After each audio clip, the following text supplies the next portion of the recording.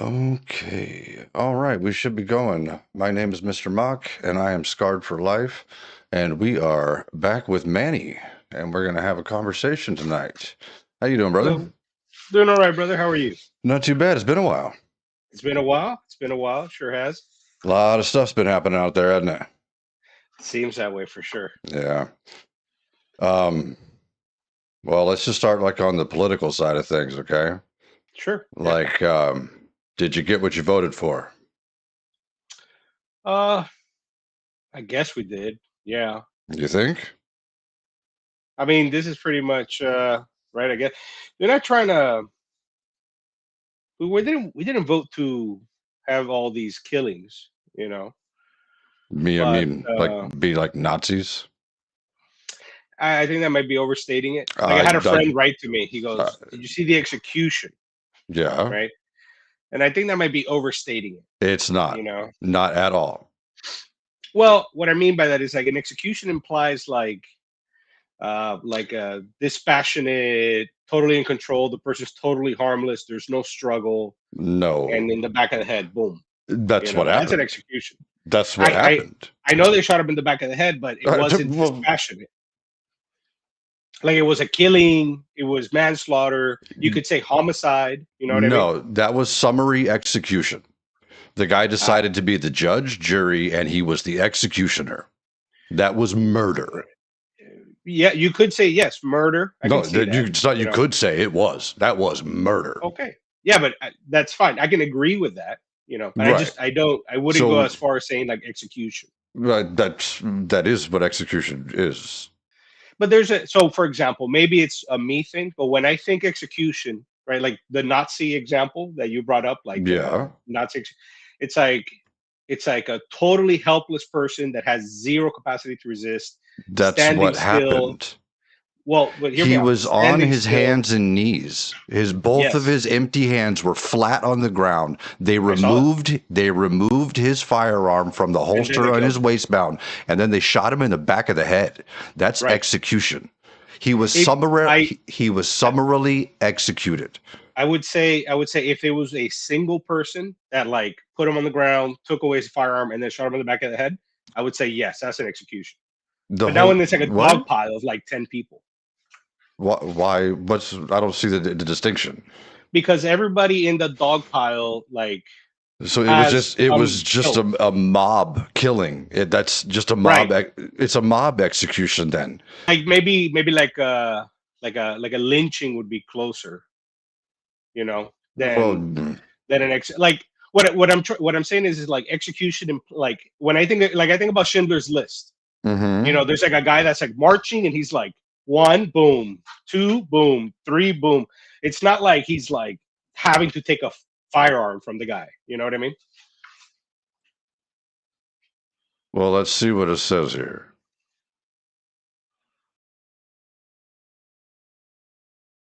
The Yeah, carrying yeah. out of a There we sent go. the That's car. the first one. They say carrying out or putting into effect a plan. Like that's what I mean. Like But you're a I little don't hot. know if those guys plan to kill Okay, no, that no. guy. That's there's two definitions. Yeah. One is the care like you're executing a plan, right? That's what the first Okay. one Yeah. Yeah. is. Yeah. The second one is the carrying out of a sentence of death on a condemned person. Right, and that Right. the ICE He's agents not condemned. or border patrol or whatever, they decided to condemn him and they executed him. Well, but that's my. I don't think he's not condemned. Like they didn't. That's the problem is that he didn't get like any kind of due process or anything. He got summarily executed without any Yeah. kind of judge, jury, or nothing. He Yeah. just had the executioner. Let's be clear. I agree with you. Okay. So you shouldn't He, play he games. didn't he You didn't get shouldn't play games with well, words. He but was here's executed. I'm not playing. No, I just I'm very precise with the words. Was that But my? Was that me? what was what? Were those my kids or is that audio coming from you? My cat was meowing Okay, at your me. cat.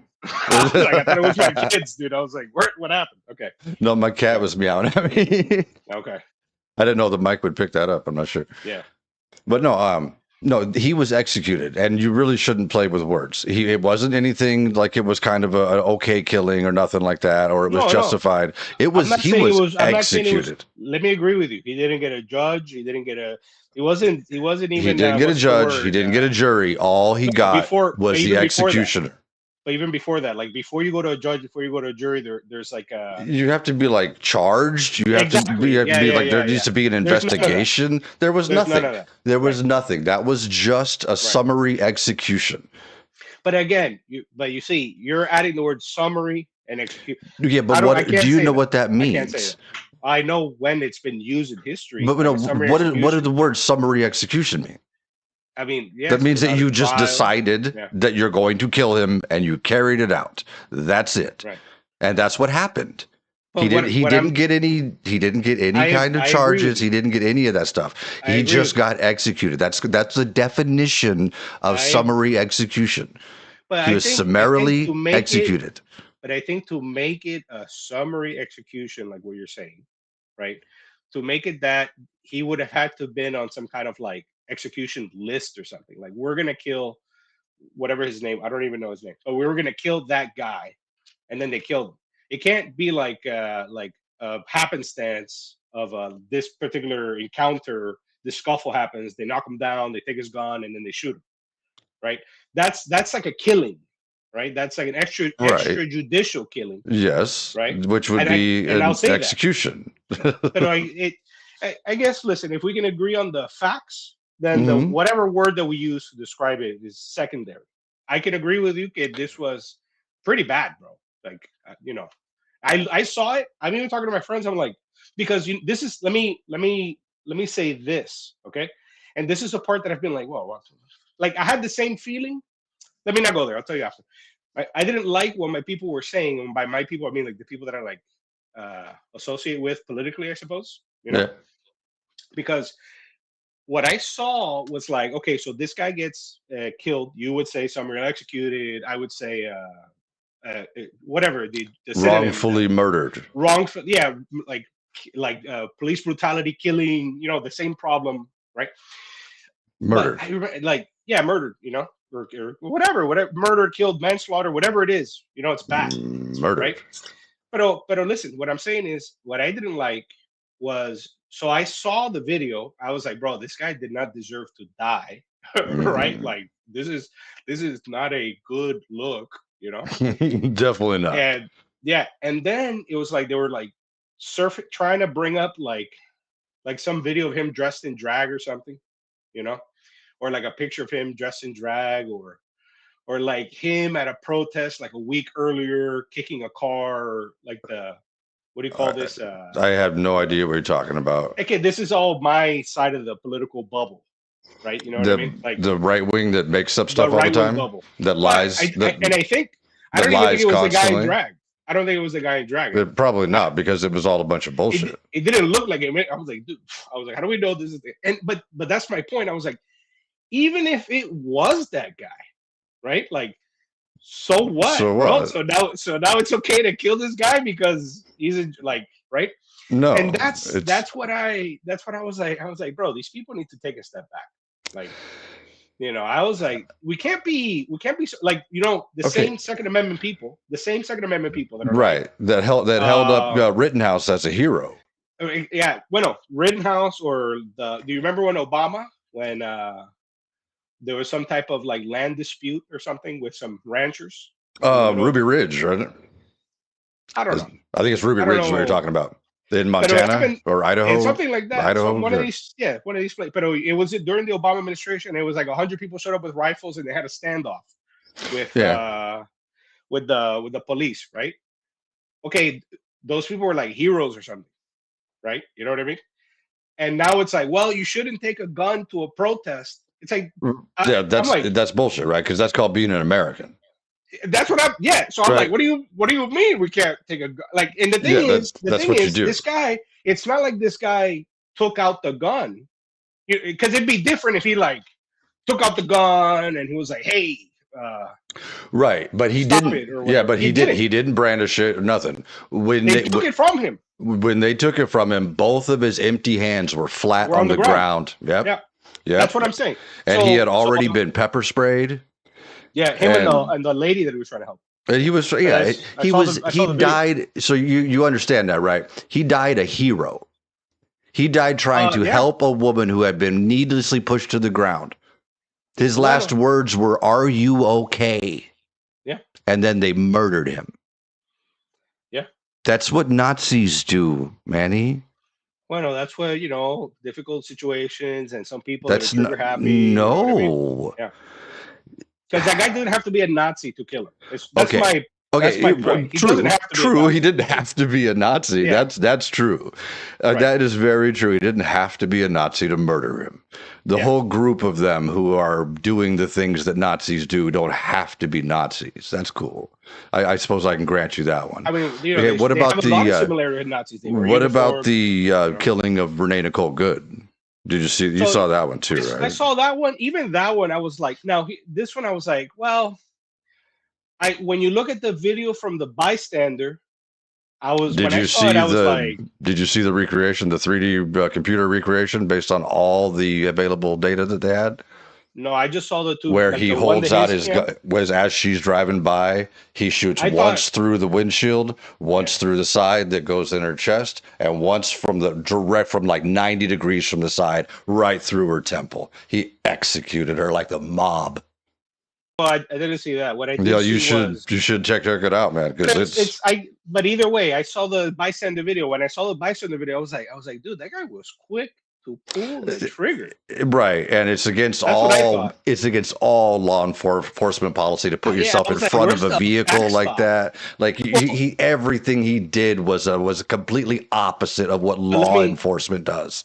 but let me say this. I don't know about the in front of. I was like, when he was shooting at the car, I was like, what about the backstop, right? Like, because typically when you're shooting at this car, you're gonna miss, and then what if you hit, and anyways, the car's driving away already. What's the.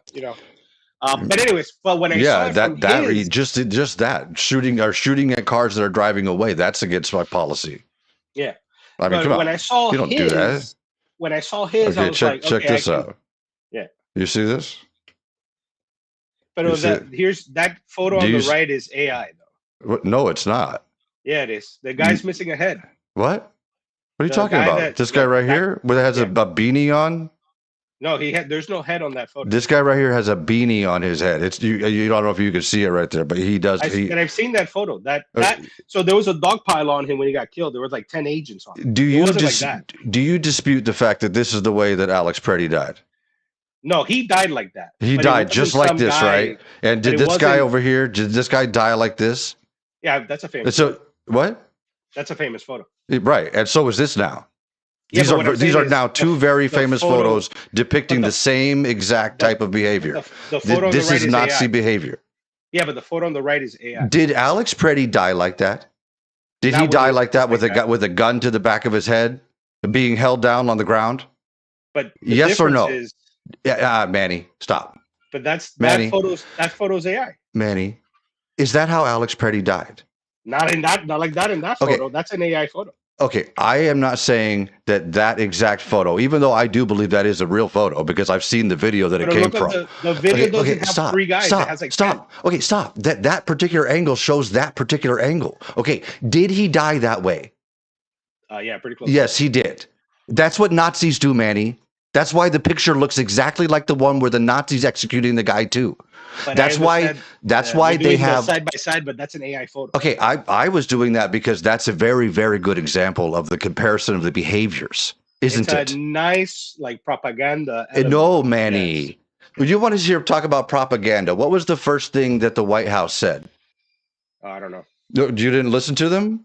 Within about an hour or probably less of when he got killed, they said he was a domestic terrorist that came to kill the cops, that brandished his gun and attacked them. Yeah, I do remember. Yeah. And what did they say about Renee Nicole Good when they murdered her? Something like that. They said the same thing, that she was a domestic terrorist. She had just dropped her kids off at school not 2 hours before. You think she was out there terrorizing the community by videotaping the law distortment? Like, come on. So you talk about propaganda, and you think that me using a picture that I do believe is from the video. I'm pretty sure it is. I don't think that's an AI picture. Listen. All I'm saying is you don't. What I'm saying Even is the if situation is already bad. It's so bad, right? It's the situation is so bad that you uh-huh. don't need an AI photo to make it look worse. It's already Okay. bad. Okay, but you're the one saying that they're not acting like the Nazis. Well, no, there's certain. I'm sure there's like elements they share, like the Did uniforms and the you see whatever. But the border patrol agent when the I think it was 2 days after Renee Nicole Good got shot? Um, the lady was filming him, and he came up and said, "Didn't you guys learn your lesson from that lady the other day? Didn't you learn?" And she goes, "Well, what was the lesson supposed to be?" And he tried to snatch the phone out of her hand. Did you see that I, one? I don't watch TV, so You I didn't see it. should. I don't want to. But Manny, you're walking around with your head in the clouds while the Nazis are taking over the country, and you Well, voted it's one for it. perspective. And I asked you if you got what you voted for, and you said, "Yeah, pretty much." I mean, deport the illegals, not to be killing people like this, right? Do you think that anything that they've done has been constitutional? I mean, I don't know. I'm not a lawyer, right? I can't. It's not my purview. I Have don't you ever know. read the Constitution? No, Well, why not? no. I got other things to do. I'm not gonna read the Constitution. Okay, Manny, a lot of guys like you think they're patriots, and you're not, man. I don't think I'm particularly I'm just. Okay, I can tell you what guys like you are, though. When you say, "I don't have time to read the Constitution," and they're not being Nazis. I don't know if what they're doing is constitutional or not. You're being traitorous. You're being a traitor to your country. I mean, that's an opinion. No, that's an observation. Yeah. Yeah. That sucks. There's Okay, a lot but of guys I like don't you. share that observation. Well, of course you don't, Manny. Yeah. If you saw it the way that I saw it, with you ignoring the Constitution and you giving people who do obviously horrendous things a pass, you probably wouldn't I'm not think giving the the guy a same. pass. I told you it was the killing. Do you think that the Trump administration is in any way, shape, or form doing legal actions? But like what? Like all of it? Like the entire administration? The whole thing with their immigration policy, the way they're snatching people up and Well, not I don't know. I don't know. well, Like you for should example, because they're like give me this. not. Let me give you this example. I saw a comparison between the deportation numbers between Obama and Trump, Hmm. right? And that Obama in his administration had a higher tempo of deportations. And I remember this Hmm. because they used to call him in the Hispanic community deporter in chief and whatever. Yep. Do you And remember when so, Obama got sued and went to no, court and lost and no, changed? no. Right, because you don't know that part. But that's what I happened. no. All Because I'm saying is, if because Obama can do it, Trump can do it. okay, but let me finish what I was saying because Obama got sued and Obama went to court and Obama lost and But I lost what? his court case. Yeah, but to what end? Like he still He deported more had people. to no, he had to stop doing the deportations that he was doing because he was doing it at the border and he wasn't giving anybody their asylum rights. He wasn't giving them their due process. And he had to stop doing that. Okay. Okay, But what my point right. is, he still had a higher deportation numbers than Trump. Right. And he did it after he went to court and he got told that he couldn't do it that way. They followed the law. And by the law, they did better than Trump's doing now. And Trump's breaking the damn law. But has there been a Supreme Court thing telling him Do to you stop? not know what's going on with the Supreme Court right now, man? No. Do you know how corrupt it is? But when you say corrupt, do you mean it's because he put his guys in? No, I mean the billionaires who bought them. Was that Alito you talking about and Clarence Thomas when they Clarence have like Thomas, like, parties and ooh, stuff? he's taking so much. Have you seen his What did he do with the RV? money? What did he Huh? do with the money? He Does bought he get just gifts? Is that what oh, it is? he got an RV and he gets $1 million vacations all around the world. Like, yeah, he gets his Terrible. oh, excuse me, what was his grandma's house got paid off or something like that. That's super nice. Yeah, super nice. It's so nice when a billionaire comes in and goes, "Hey, I'll pay for everything, and all you got to do is That's just do par what for I the want you course, to right? do." No, sir. It's called corruption, and Yeah. folks like you are just okay with it. I'm not okay with it, but everybody does it. What do you want me to do? The reason that people get away with it is because people like you go, "I'm not okay with it, but everybody gets away with it. So what am I supposed to do?" But what I get, it's either I vote for one guy that does it, I vote for the other guy that does it. They all do it. Do you seriously think that Kamala Harris, the ex-prosecutor, was going to do corruption like was going on? Do you know what's going on with I don't Trump's know. crypto scheme? Did he launch a coin? Yeah. I think I Oh, heard about that. he launched more than one. More Yes. than one? Oh God, yes. Were they all pop and dump? Did you okay? World Liberty Financial, him and his kids. Like, What's that? yeah, they went and they decided to make a coin and told everybody all you got to do is buy some coin and you can have access. Like Don But access to Jr. what? to Trump, To Trump. So if you access bought to this coin, power. And you could talk you to get a Trump. bite at his ear. That's what it's pay to play, man. That's what the Yeah. whole scheme is. And Trump's made something like what, like $1 trillion or some shit, No, dude. yeah. How could he Oh make no, a I know. trillion I dollars? think it's That's a a lot couple. of money. I think it's a couple billion. No, I know trillion is like a way high ball. Yeah, but either way, I'm not a fan of that. You know what I mean? What do you want me to do? I can't do anything until the next election cycle. Well, I don't vote for a Republican. I mean, right now, listen, I won't vote for Republican. So this midterm is coming up, right? Yeah. And I think this year, no? This midterm coming up is going to be a bloodbath, dude.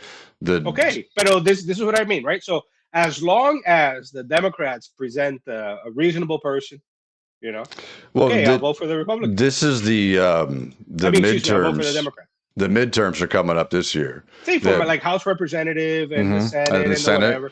Like if they show me a reasonable Oh, person, you know, okay.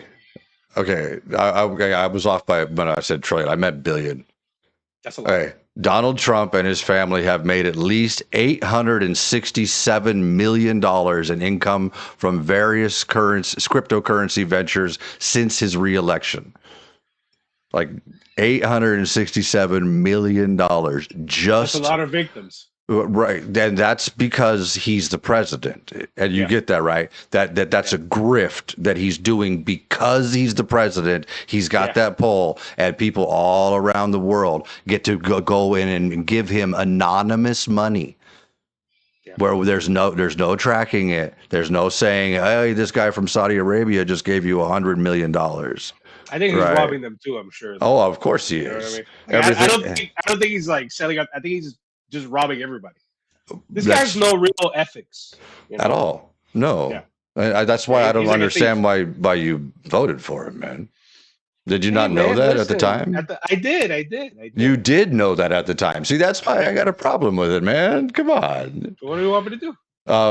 Go back in time and change your fucking vote. Listen, then we have. As I already told you, we have the election this time. Yep. This year, I think. And Okay. again, as long as when I Google it, this is what I do. I have mail-in ballot. I Mhm. get the mail-in ballot and I Google both of them. And as long as a Democrat is a decent person with a pulse, I'll probably vote Democrat. I think that Yeah. you should recognize that the Republican Party is very toxic and they're trying to keep everyone in their pocket. They want us to Like be me. you, me, all of us. Well, they can't have me. I vote whichever way I feel and think, and it doesn't look too good right now. Well, you told me before that you voted for Trump because what did you say? You thought he was the. Did you Like, say I thought the? they're both evil. And like this is really what I thought, and look how wrong I was. Forget about all these other issues. That he's a criminal or whatever, right? As hard as that may be for you, just suspend disbelief during this conversation. Okay. Okay. In my mind, I was like, dude, this guy is gonna pop the lid on the Epstein Island, right? I was Man. like, this guy. Listen. I was like, this guy is gonna fucking release the files. We're gonna be free from this, and then he's in the damn thing like 20 times. Manny, we've been telling you all this for like the last 5 years that Yeah, Trump's, but you guys won't listen. egg on my face. Yeah. Yeah. On all So the of guy's another pedophile that went to these islands with all these other people. He's no different than anybody else. right. Do you know who didn't go to the island? Well, Kamala. I don't think women went to the island. Kamala didn't go to the island. No, Yeah. no. Do you know who isn't a criminal? Kamala? Kamala's not a criminal. Do you What know is it? who warned you about every single thing that Trump is doing? But why did she lose so badly? Because Trump is a liar and people like you fell for it, Manny. Okay. But listen. It's not like Kamala was a perfect candidate. Okay. Uh, actually, maybe not perfect, but Yeah. would you want to say qualified? She was the most On qualified paper. candidate. On paper. She was. Yeah. Well, that's what matters, right? That's what qualifications are. And I think it's a good was vibe, man. she was the most qualified candidate to ever run for the office in Come on, U.S. bro. Obama was a senator and Obama was a lawyer. How could you say that? because of everything that she did in her career and the degrees that she held. Yeah, man. Degrees, bro. I got degrees too. That doesn't mean anything. Maybe not to you, but I have a many master's. in Master of Arts in Global Affairs, so international politics. and you voted for Trump. Yeah. Okay. How's Trump doing? The third time. That's even worse. You saw everything prior and you still voted for him. Yeah, man. I was like, I'm convinced I'm gonna get this Epstein list. And then he's on it. He basically like made it. It's him. He's on Well, like it's him. There's a lot of people. It's not just him. right. There's a lot of people. Everything, but he's on there plenty of times. Okay, everything that they released, and it's only like a fraction of what's actually there. Yeah, he's everywhere. He's on like a quarter of every single page. Did you see the new TikTok? Did you see the new TikTok that the people, if they put like to send a message or to search the word Epstein, it doesn't work. It doesn't go through. Right, since Ellison bought it a week ago, or whatever. Yeah. Yeah. Did you see all the channels that disappeared? Everybody that's anti-Trump. Okay, I don't have TikTok. I don't have. Well, TikTok, I don't use TikTok either because it's like it's propaganda. But yeah. The only thing I watch. This is how I spend my media consumption. Is YouTube, like exclusively, and it's a lot of just theology, right? I'm just like watching religious debates and things like this. That's how I spend most of my time. Yeah. I get the news through Telegram. Oh, you shouldn't do that. The Telegram channels that I get are like right wing, right, okay. But I know that I identify them as like I'm not blind to the fact that they are, and that's what I was telling you. Like so they killed the guy, the nurse. I don't know his name, and I saw the Alex video, Preddy. and I'm like, Alex. His name is Alex Preddy. Pretty, no? Pretti. Preddy. So I saw that, and I was like, what the fuck, bro? Yeah. Wait a second. That was cold-blooded murder. And then the same channels are like essentially making fun of the deceased, blaming the victim. I mean? Yeah. That's because right-wing stuff. I was like, what the fuck, bro? What's going? I was like, that's because right-wing crap is like evil, dude. Well, like, here's the thing. Let me tell you. Okay, as soon as I saw that, I was like, ew. That's like, for example, these are the same people that would say that they're Christian or that they like the Second Amendment. Mm-hmm. And they're I'm hypocrites. not saying that, but I'm not saying that Preddy is. I don't know if he's, I don't know if he's a Christian or not. It's I don't know either. To the point. I don't think that matters at all. Yeah, it doesn't matter. But he was a Second Amendment guy. I don't think it matters if he was, if he wasn't. I don't think anyone should ever have treatment like that. Ever. I know, I agree, but I'm saying the people typically right-wing people are like, these and Preddy was a Second Amendment guy by definition because he was packing, yeah. He's right. I'm like, why aren't we saying like, what do you mean he can't? What do you mean they're demonizing the victim for doing nothing wrong. He didn't do anything wrong, bro. It's American to videotape cops, bro. Yeah. You know what I mean? Now, let me say this. Not in defense of these DHS people that killed him, right? But as a criticism, like if we have to apportion blame, right? I don't know what number, okay, but there is a number for the local and the state government. ¿Verdad? And what I mean by this is as follows. Like, there are other states where the same type of like, what you would say something like kidnapping and taking people off the street or whatever, it's happening like all over the country, right? Essentially, because it's like a national operation and whatnot. And in most jurisdictions, you have some form of cooperation between local and state authorities and DHS. Yes. So in these kind of like I think they call it like sanctuary or whatever. Like there are certain jurisdictions where they don't do the cooperation. Right. You know what I mean? You know that sanctuary cities is a right-wing propaganda term. Do you know that? Well, I'm just describing whatever word you want to use. The ones that don't cooperate with. Okay, but what you're saying is that is somehow a bad thing that the people in these cities are following the law. No. Listen, I'm not attributing.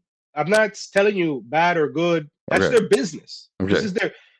Right, they have laws in their cities, and they can do whatever they want. When federal authorities come into certain states, they can't just walk in and trump the state laws and just do whatever they want. That's not how America works. The federal law trumps state law in certain circumstances, if it's the same thing. But I'm not even. What I'm getting at is this. What I'm getting at is this. It's like. What I would imagine, the way that I've constructed this idea in my head is that because there's no cooperation, there's no like the DHS calling ahead, like, hey, we're going to raid so-and-so or whatever. Right. And then the police set up like a perimeter so that protesters don't get close, and the DHS, they break in and they do their stuff. That way the DHS doesn't have to deal with people in their face. Right. And who would you place that fault on? Oh, the state government doesn't want to cooperate.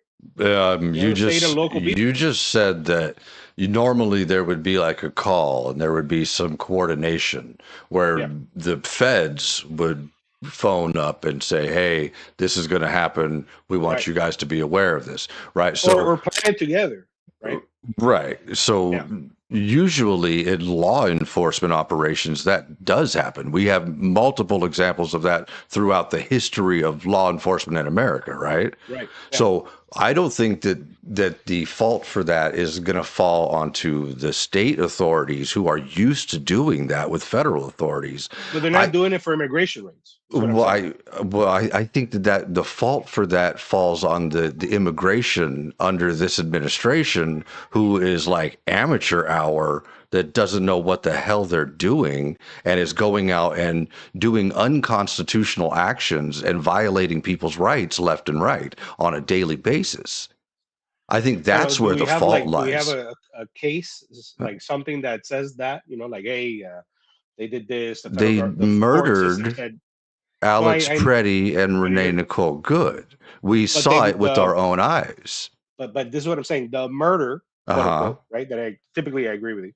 The murder occurred like recently. These raids have been going on for quite some time. Right. Even in, I think it was Minneapolis, no? Well, there was all kinds of them that happened all over the country, just like you said. And that's my point. So if it's unconstitutional, there has to be some type of is there like a federal court case now? Yeah, like in the Supreme Court that's like, hey, this. How about California, where the court said that was unconstitutional for him to bring up bringing up the National Guard. And him saying that he had authority to do that. He exceeded his authority. That was unconstitutional. Right, but about like the immigration? About him, the whole thing, coming into California and using federal agents to take over. That was unconstitutional. The Trump administration broke the law and was rebuffed by the court. And that's why they got the hell Out. They had to. Well, but that's a good thing then. So it's a good thing that they finally obeyed the law, because they had been breaking it for months and months and months until the court finally went through the entire process and said, no, you're breaking the law. Get the fuck out. Right. Right. And they finally went, well, okay. Like, after all of this stuff is said and done in Minnesota, it's going to be the same thing. When they got kicked out of California, Trump said, oh, we're just going to go somewhere else. And they went to Chicago. And the judge said, hey, you're breaking the law. And so they left Chicago and they went to Minneapolis. And then when they just said and done, the judge is going to say, you're breaking the law and you're violating people's rights. But they did the National Guard in Minneapolis. I thought that was the state governor Tim Walz who did that. This one, they just, Waltz did just activate the National Guard.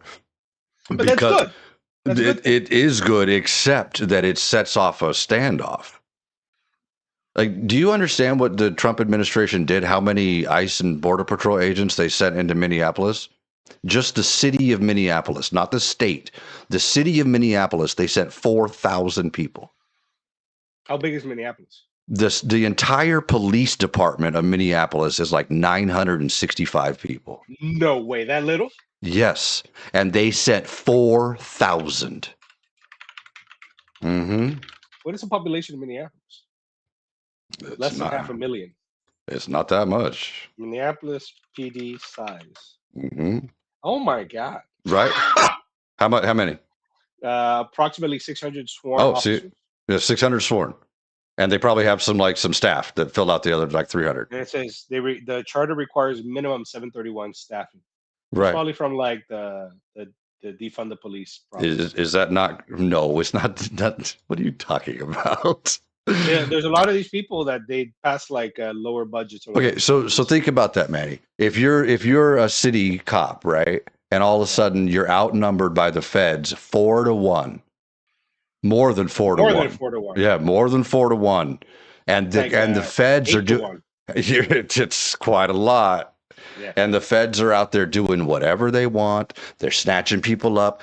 Are you going to be able to stop them? No, but you can't stop the Fed. You what? You can't stop the feds. Why? Like, even if you could, you can't stop them. Feds? Okay, did you hear that bullshit that JD Vance said the other day? That the federal agents have absolute immunity? They probably have immunity the same way cops do. There is qualified immunity. Yeah. And the word qualified there is doing a lot of heavy lifting, right? Because you could lose but that. I don't think the feds don't have absolute. There's no such thing as absolute immunity. What are they? Little kings or something? Right. They'd have to be like kings, like despots on the hill that can take your head. Maybe he meant like absolute immunity from like state law. I don't know. But then, no, that's just nonsense. It was right-wing lies. No, they don't have absolute immunity. That's just ridiculous. Yeah. Okay, so I hope you see that when I say that they're behaving like the Nazis, that I'm not being hyperbolic and I'm not being exaggerating. A little bit. I am not. A little bit. I am not. A little bit. If the Nazis would have listened to no judge telling them to leave. Okay. Do you not know the history in Germany? Yeah. They lost all kinds. They lost all kinds of court cases first, didn't they? How many years? They did the Reichstag fire. Yeah. They had the Reichstag fire. They declared a state of emergency, and it was a wrap. What happened when the Reichstag fire? Yeah, that was in 1934. Why did those people get executed? Who the Reichstag fire was one guy. Huh? There was a bunch of people that ended up getting executed because they were the people. One Dutch communist. They were repelled from Poland. He on his way back, he lit the Reichstag on fire. Some drapes, and they used that as the excuse to do martial law. Right. And they went through and they did a purge, right? You're talking about I'm not talking about like the events of the Reichstag fire. I'm talking about like when it happened, the Nazi Party came into power and they did a purge, right? Do you remember? Sometime later. They went through the long knives. The people that they took out. Who were some of those first people? Were the people that prevented them from having their way their first time around, right? Yeah. Right. And radicals within their own. They got rid of the SA. Right. Yeah. Like who got turned into a traitor? Marjorie Trader Green, right? Well, but you know why she got? I think, in my opinion, the thing that might unite the left and the right nowadays, anyways, it's because she's anti-Israel. That they. I do agree that anti-Israel might unite the sides. Yeah. But the whole thing. It's bullshit, bro. That's bullshit. Okay, like what I'm the not going to fuck is argue that with you. about, bro? I'm not going What to the argue fuck with is that that one at about, bro? all. Like, dog, we got our problems, but why are we giving all this money and support to this other country over here? You got, bro, what? It's a little bit ridiculous, yes. Yeah, And the things that Israel does with our resources it's absurd, is bro. It's it's genocide, it's murder, and all this. Like it's all the pretty words that you heinous. like using, all the words that you like using, they are much more like applicable to the Israeli situation, like Gaza and however many decades of occupation. You Mhm. know, yeah, right there, Yeah, 100%. I would agree that the Israeli regime is acting very much like the Nazis too. But Yeah, 100%. but so is the Trump regime. But they're not at the same degree, right? Can we agree? Like, let's compare Trump and Israel, I right? think Like, that you're Israel is killing 60,000, whatever number in Gaza, right? For the last. how many people has the Trump regime killed? That's my question to you. Has it been 60,000 Americans? I don't think so. Well, You know, just in we have those two. We have the just lady in the and the last guy couple of Freddie. weeks, we Yeah, have a couple of American citizens that we know of. You right. know that since this immigration surge started, since Trump came into office, ICE has killed 9 people. But double that, Huh? triple that. It's not 60,000. Like, it's Uh, not. You know what I mean? but why are you giving them a free pass? No, no, no, no. Listen to me. If I'm just saying. You said that Israel activity not equals like the okay, Nazis. yep, Okay, I'm Trump check. regime Right. equals like the Nazis. Okay, but the scale is totally off. Okay, so what about the scale? So Okay, you're one saying is you that said nine if people. you kill if you kill 3 people, that's bad. But if you kill 30 people, that's really bad. Is that Yeah, the more people you kill, obviously, the worse it is. Of course, right? so? What, you just overlook the people that killed the 3 people No, these people got to go to jail. They got to have the court case. They got to do all this stuff. because they're doing evil, heinous things, Right? such as the Nazis did. Yeah, but you can kill these people without being a Nazis. Like, you don't have to. Like, but Yes, but you know why I recoil to the Nazi. This is maybe instructive. Maybe I don't know. I reflexively, instinctively recoil from the Nazi epithet because they've been calling this guy a Nazi for like 10, 15 years. And then everybody that's like around him is a Nazi, and everybody that supports him is a Nazi, and like, I'm a Nazi and I'm a traitor, and like, and so it just falls on. We're so used to it. It falls on deaf ears. You know. I think I might have been better without that. No, you look better with the light. With the light. All right. Yeah, yeah. All right. Cool. I wasn't sure. In fact, I should probably get a light myself. All right. Anyway, so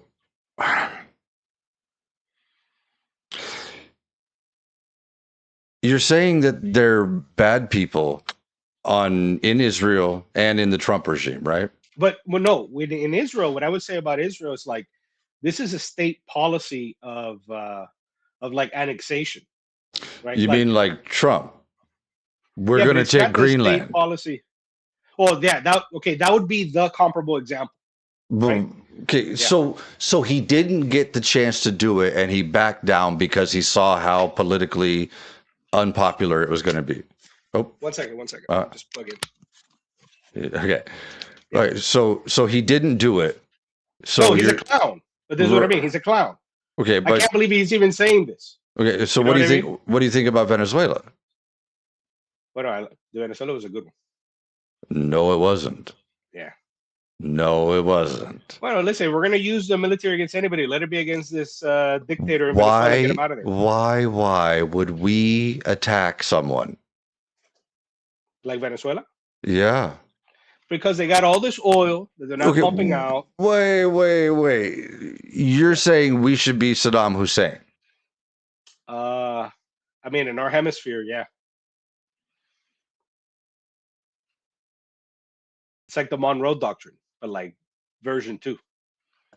Do you know that there's a reason why we don't have the Monroe Doctrine today? No, we definitely listen. If somebody else tried to make a military base with like silos and a naval installation anywhere in the Western Hemisphere, there'd be problems. Okay, we're not gonna let them do that. We don't really have a say if another country does something. Well, Well, I sure, think we we just proved that we did. We just did it in Venezuela. Do you know how Teddy Roosevelt did things? Do you Yeah, know? he Do you know said we're this? going to build a canal. No, Colombia no. said no, Hold and on, they hold on, took hold on. Panama from Colombia. Do you know what the saying that he's famous for? To walk Walk softly softly and and a big carry a stick. big stick, right? Yeah, he Right. had the big That stick, bro. right. And if you know, everybody pretty much knows that we have a big stick, right? Right. Yeah. Right. So, do you think that it's good policy to walk around going, "Hey, I got a big stick. No, I got a I think that big part's stick. terrible. I I think got a that part's terrible. big stick. I got a big stick. Ain't nothing you can do about it. I'm gonna smack you if you don't agree with me. Yeah, I'm gonna fuck you up financially if you don't agree with me. Do what I want. Do what I want, or else. No, it I got a big depends. It stick. depends. So, It's not just. do you Yeah. think that that's good international policy? I think it can be if applied correctly. Yeah. You just agreed that that was not good, and then you said you think it can be if applied properly. Yeah. Like you don't need to be doing that to Greenland, for example, an ally, a NATO ally. I think that's an absurdity. You don't need to do that to You know, anybody. you can do it to Venezuela. You can do Why? it to Venezuela. Well, because Venezuela has a history of the last 25 to 30 years of being hostile, anti American. Twice it's nationalized American businesses. Their oil production's way down. They've had a diaspora of millions because there's like a famine in this country. And they cheat in the elections in a way that would make Fidel Castro blush It in the would last make like Donald 3 or 4 Trump proud, elections. wouldn't it? Well, maybe, I know that's your opinion. But my point is that these people are like, they're not victims. These people are like terrible Wait, administrators. Yeah. wait. Hyperinflation, run amok. You don't think that the people of Venezuela are not No, victims? the Like, Maduros, the administration, like the government, the so Socialist Party. These people are not victims. what changed in Venezuela? How so? Like, right? You're saying like what has changed Yeah. after? Who's Well, I know. running Hopefully, Venezuela? it's Delcy. Yeah, That's her first name. the vice president under Yeah, Maduro. yeah, yeah. Right. The vice president. So the Um, only thing that changed is the Trump regime took off the head, right? yeah, and Not that the Delcy body didn't claims to change at be. all. Well, okay, they're cooperating. We'll see. We'll see what Well, happens. are they or are they saying they are? That's what Delcy said, and Right. then And that's then what what did Marco Rubio Rubio say said. today? Well, no, I think today he said, okay, if they don't cooperate, then we're gonna hit them again. You Right. know, He's going, we got a big stick.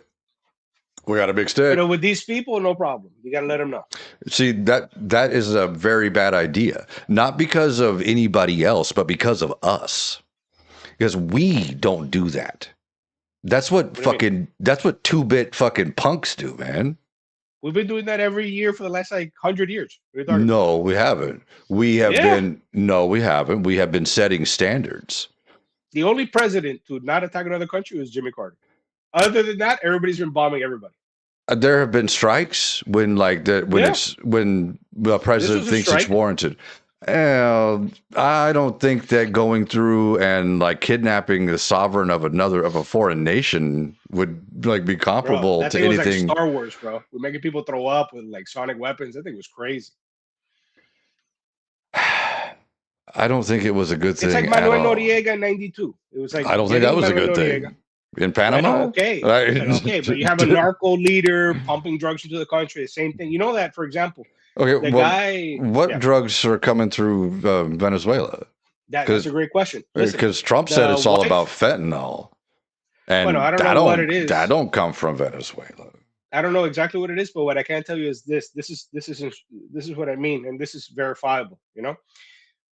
Maduro's wife has, from my recollection, maybe you have to double check. Has two sons from a prior marriage. Okay, that were Okay, living in the United States, and they got arrested and charged with narco trafficking. Okay, in federal court. And in the first instance, in the actual federal filings, the state of Venezuela was paying for the defense of these two yeah, probably. adult children until the opposition party in Venezuela was like, what do you mean we're paying for the criminal defense of your two children with state Yeah, funds? So the Venezuelan government retracted that. They got assigned public defenders. And then Alex Saab, a wealthy Venezuelan businessman financier, as a personal favor to the administration of Venezuela, paid okay. for lawyers for these kids. What does this My have to point do is with that it? it's the family, bro. This is why Maduro got arrested too. He got taken to New York. Okay. That whole network is narco peoples. Okay. So are you saying that because there was a warrant out and there was a criminal case to be made against these people, that it was justified for the United States to take national action to go and retrieve an individual for a criminal citation? Yeah, why not? Why don't we go get Putin? Why not? Because the guy got nukes, bro.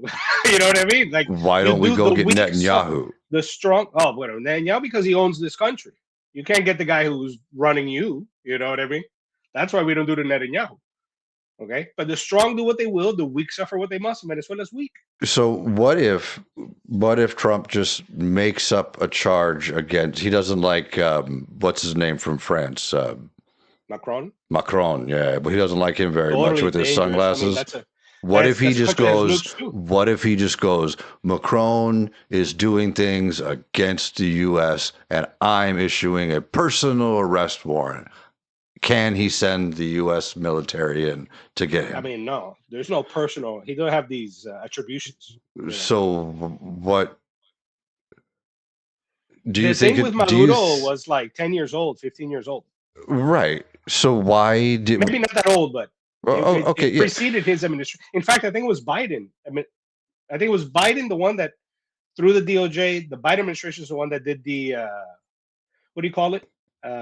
Indictment. Yeah. Yeah, and I do remember reading the indictment and there was there are some pretty interesting charges in there. The guy's not a good guy. That's all And I'm I'm saying. not He's not a saying good that guy. he is. I'm not defending him or his actions or in any way. I just don't think that there is any case to be made for the United States to be going into in an international situation on the world stage and doing criminal law enforcement like that.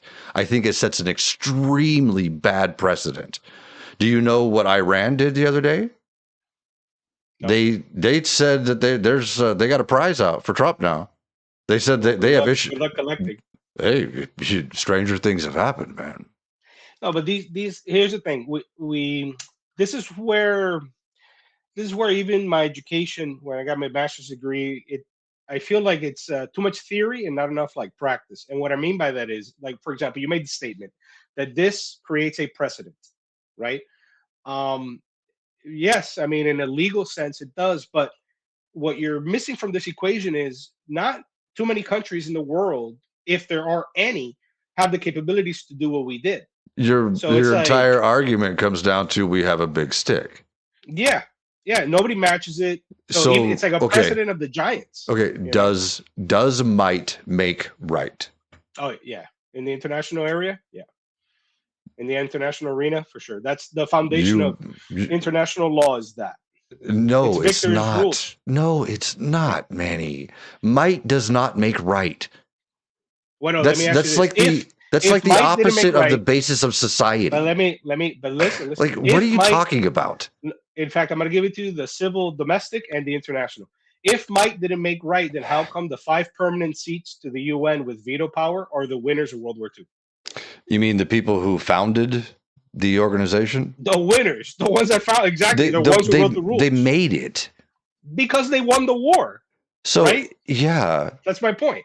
That's my whole point. Well, the And now these losers people have didn't veto write power. it. Yeah, now they have veto power, and for perpetuity, it doesn't matter if they go big or they go small, the economy contracts or whatever. They Okay, can veto. that's a great point because I don't think that should be a thing. Like right now, Okay. Russia has a veto like on that. Right. Exactly. So I think that's really stupid. So I think that's a great example that you're right. It should not be. Might does not make right. Pero you're saying should and shouldn't. I'm telling you how it is. This is my whole point. How it is, this is how it is. The winners wrote the rules and they wrote themselves into it. And even domestically, the reason why the civil apparatus works, our judicial system works and everything is because we have granted to the state the monopoly on the use of violence. That's what I'm. So the might of the state makes the rights possible. That's so. It's like the cornerstone foundation. No, I think you have that backwards. I think that the rights of the people give the state its might. Okay, but if there's any kind of And infraction or that's violation, why there's people out there right now that are protesting. That's why Alex Preddy good got for them. killed, Yep. because the state is trying to assert that its power is right because it can. It's called tyranny. Yeah. Yeah. When it's taken to the extreme, it's tyranny. Yeah. What the Trump regime is doing is tyranny. They're the boot on the neck of the American people. Okay, but just to go back to my original point. Did you So what hear I'm what he saying said is, about guns? no, When I Trump don't. said, you can't have them, you just can't have them. You're saying I'm surprised the Second Amendment people aren't, Like, upset about that. do you think that it's going to stop at the? He already wants to take away the First Amendment. He doesn't want you talking. He doesn't want you, Jimmy Kimmel, to go on TV and say what he wants to say. He wants the government to shut him down. He doesn't want people to have guns. What else is he going to take away? He already said that it's okay for ICE agents to go in people's houses without warrants. That's search and seizure, right? How many more rights do you have to give away? Well, again, I'm not giving it. We'll see this election right now.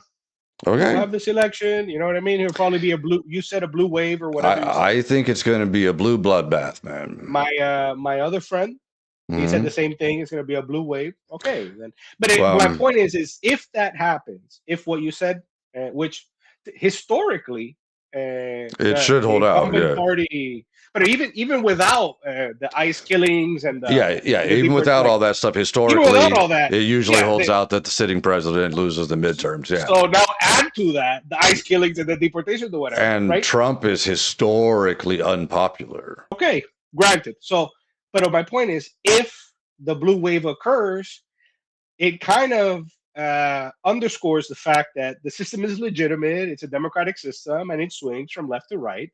And this is kind of the new normal. Nothing about this is normal. That's the problem. Is that this is not politics as normal. The last 10 years in this country has not been normal. Yeah, but it's 10 years at this point. And I don't know why you're cutting it at 10. Because to me, who wasn't normal? My first election that I remember in my memory as a kid, I had the homework assignment to color in the states, whatever color they were. Bro, I ended up coloring Florida like 10 times. Was the George W. Bush and the Al Gore election. So my very first election of consciousness, bro, they were like stealing it back and forth, back and forth. Yep. Then we had the attack on the Twin Towers. Then we went to wars that never ended. Okay, then we're bombing everybody left and right, deporting everybody, then Trump. And so you're saying, the last 10 years are not normal. For me, bro, it's like the last 20 years, and they've been a shit show, all 20. I don't know what you're talking about. Like, to me, I'm like, par for the course. Yeah, the last 20 years have definitely probably more like 50 or so have been a shit show. Yeah. But the last 10 have been especially not normal. They're just the next chapter in this shit show.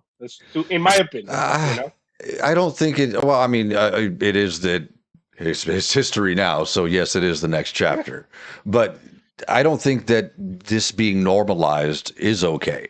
There's nothing normal about this. We lost. Okay, a lot of people say like we used to have common sense, right? I don't think that's what it was, because nobody really had common sense. We all have different ideas about things. What we did have was common decency, right? We used to have that. We used to be decent to each other. We used to have common goals. Yeah. Right? We used to have a common outlook on where our country was headed and what we were doing. Right? We used to have commonalities in things that we wanted for our children, right? We wanted a good education for our kids, right? You know what the right wing says now? They say, don't educate your kids, get them out of government schools. Oh, I agree with that. Send them to private school. Did you have a good education, and do you expect your children to have a good education? I would say I had an okay public school education. And I would expect my kids' education to be better because I'm going to send them to a private school paid for by the state of Florida. Okay.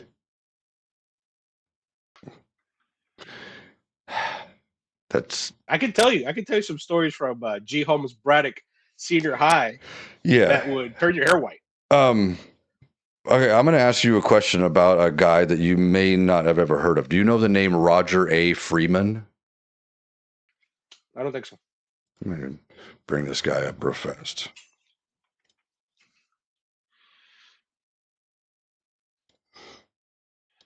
He said something back in the day.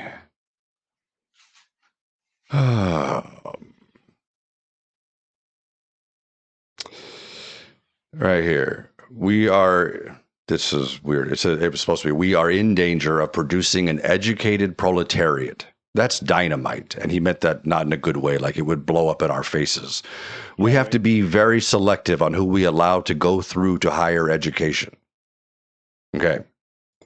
You get that? He said we got to Yeah. be careful who we allow to get education because if we let everybody get education, we're not going to be in power anymore. Okay. Okay, that's the Republican Party. So That that was, guy, huh? that one guy That saying guy that. was an advisor to Presidents Eisenhower, Nixon, and most famously to Ronald Reagan. And in 1974, he said that. I'm He just said, saying. I don't know if that means that's the Republican Party. That's one no, guy. they because of that philosophy, Reagan took out. You know that college education used to be free, I'm not aware of that. I know it used to be a lot cheaper. federal and community, not community college, but the federal college system, the federal network. That used to be you didn't have to get a grant; you just went to school. And in the '80s, they took that away. And they made you pay. That's why, because they were in danger of creating an educated proletariat. The I've never prolet, heard of this. That it was free before. yeah, the public education. You used to be able to get, yeah. Free before the 1980s. I'm not sure if it was the mid '70s or the '80s. Uh, the shift towards high cost tuition began in the 1670 due to state budget cuts, rising enrollments, shift to student loans, ending the golden age of free higher education. Right. But it And says in the 60s to 70s. '60s and '70s, okay, whenever it was. But yeah, it used to be That's free. before Reagan. Uh, Reagan Okay. ended it in California when he was the governor. Uh, Right, and he was the one that did it in California, and a whole bunch of governors did it all across the country, and they finally did it at the federal level. Yeah, the Republican Party took away education from the people. That's why we have a country of stupid people. They did it on purpose. I don't They know if we are. Don't we have more people enrolled now than ever before? enrolled in what? Like in And higher education well, and we have a much higher population population, now, but as a but proportion. no, Yeah. higher education is down proportionally. There may be in the last couple of years after COVID, there might have been a slight increase, but I'm not sure on that. But no, Listen, I'm the not an expert on. okay, but what I'm saying is that the Republican Party did this to us on purpose. They made us where we are the American average American person doesn't use their critical faculties. They don't have standards. They don't look at things and critically analyze them and go, wait a minute, what is the truth? They just go, oh, this is what I heard, so this must be true. Because they purposefully dumbed down our population. But listen. I don't know this fact they presented to me. I Mm-hmm. haven't heard it from before. I was unaware that it was ever free. Or I knew, for example, the senator from Massachusetts, Elizabeth Warren. I Uh-huh. think that's her name. She mentioned how back in her youth she could pay for her tuition doing a part-time job in the summer, Right. right? Like, Yeah, so that's how I always. you used to like help pay for your books. And Right, right. that was That's it. Yeah. now I'm You'd have to unaware like that. pay a little bit for your dorm and stuff like that. Sure. But, you know, I'm cost of unaware of the living, causation or correlation how it's it is now, okay, you but should look into that. It's the Republican Party. I suspect a part of this, maybe not all, maybe not even half, maybe some, right? But I suspect a part of this is this student loan system that throws infinite money because there's really no cap, right? infinite money to 18 to 24-year-olds Right. to pick whatever degree they want and go and then become indebted up to the eyeballs, right? Right. But Like do you that understand? system's terrible. I know that's the Republican Party. Yeah, that's terrible. That that's what I'm saying. The Republican Party is the one that's doing this stuff. They make it hard to get an education. They make it hard to vote. They make it hard to talk to your representatives. They make But this is, everything about living hard. but They Johnny, this is they what I mean. So I'm living in Florida, uh-huh. right? And in Florida, for example, my daughters, to give you an idea, if they meet certain requirements and certain thresholds, uh, they're able to go to a state university for free. The Hmm. tuition is it's not like waived or what. It's just paid. Like I don't know what Right. it's like a scholarship, Yeah. right? Which And is this I is think a it should be like that. but this is a Republican state with a Republican governor with like a supermajority of Republicans, and it's been like this for as far as I'm aware. You know what I Yeah, mean? and up until about 10 years ago, Republicans were actually focused on a lot of things that were like actual governance. And then that's what I'm saying about the last 10 years is they're not normal. Everything went nuts. Well, everything, yeah, everything. But now I think it went nuts on the left too. But a lot of the stuff that Everyone's you crazy, bro. You know? but a lot of the stuff that you think that is on the left is like right-wing propaganda. Like, do Well, you think you would that say that, you know? okay, do you think that Joe Biden was a crooked president? No, Good. I don't. But- That's not my issue with Joe. I think Joe Biden wasn't there. You know? Well, I think that he was an old man. I think that he was Yeah. much more coherent than Trump will ever be. I don't know. Like Trump's you- crazy. No, Trump falls Trump's asleep. crazy. Trump falls asleep on camera on a daily basis. Are you I've kidding seen me? him fall asleep. Are you kidding me? But Did you when see? he's Oh, did you awake- see? Did you see? Well, when he's awake, he's an absolute he's fucking awake- lunatic. But he's a lunatic. But he's not sleeping while awake. That's my point. He's a not lunatic. sleeping while he's awake. Great. So he's Like when Joe not Biden's like- asleep. Yeah, like What? Joe Biden's like, you know, back in my days, hey Tim, you know what I mean? There's none of that mumbling old man delirium. I don't think you ever actually listened to Joe Biden. I did. I don't can't think do you the did. imitation. I don't can't do think the you did. imitation. Because Joe Biden was more coherent than Donald Trump could ever be. Well, sometimes. All the time.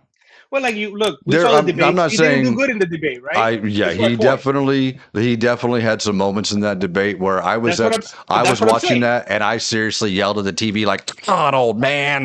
But Like that's seriously. what I'm saying. That's But- what I'm saying. I am also the kind of guy that I don't think that old people should run for office. I mean, Yeah, he's too old. You know, we're very similar to how the Soviets were, where we're like we got like the perennially Politburo. sick. Yeah, we're sick. The population doesn't believe that everyone's lying, and our leadership is geriatric. It's like we share that in Yeah. common with the Soviet Union.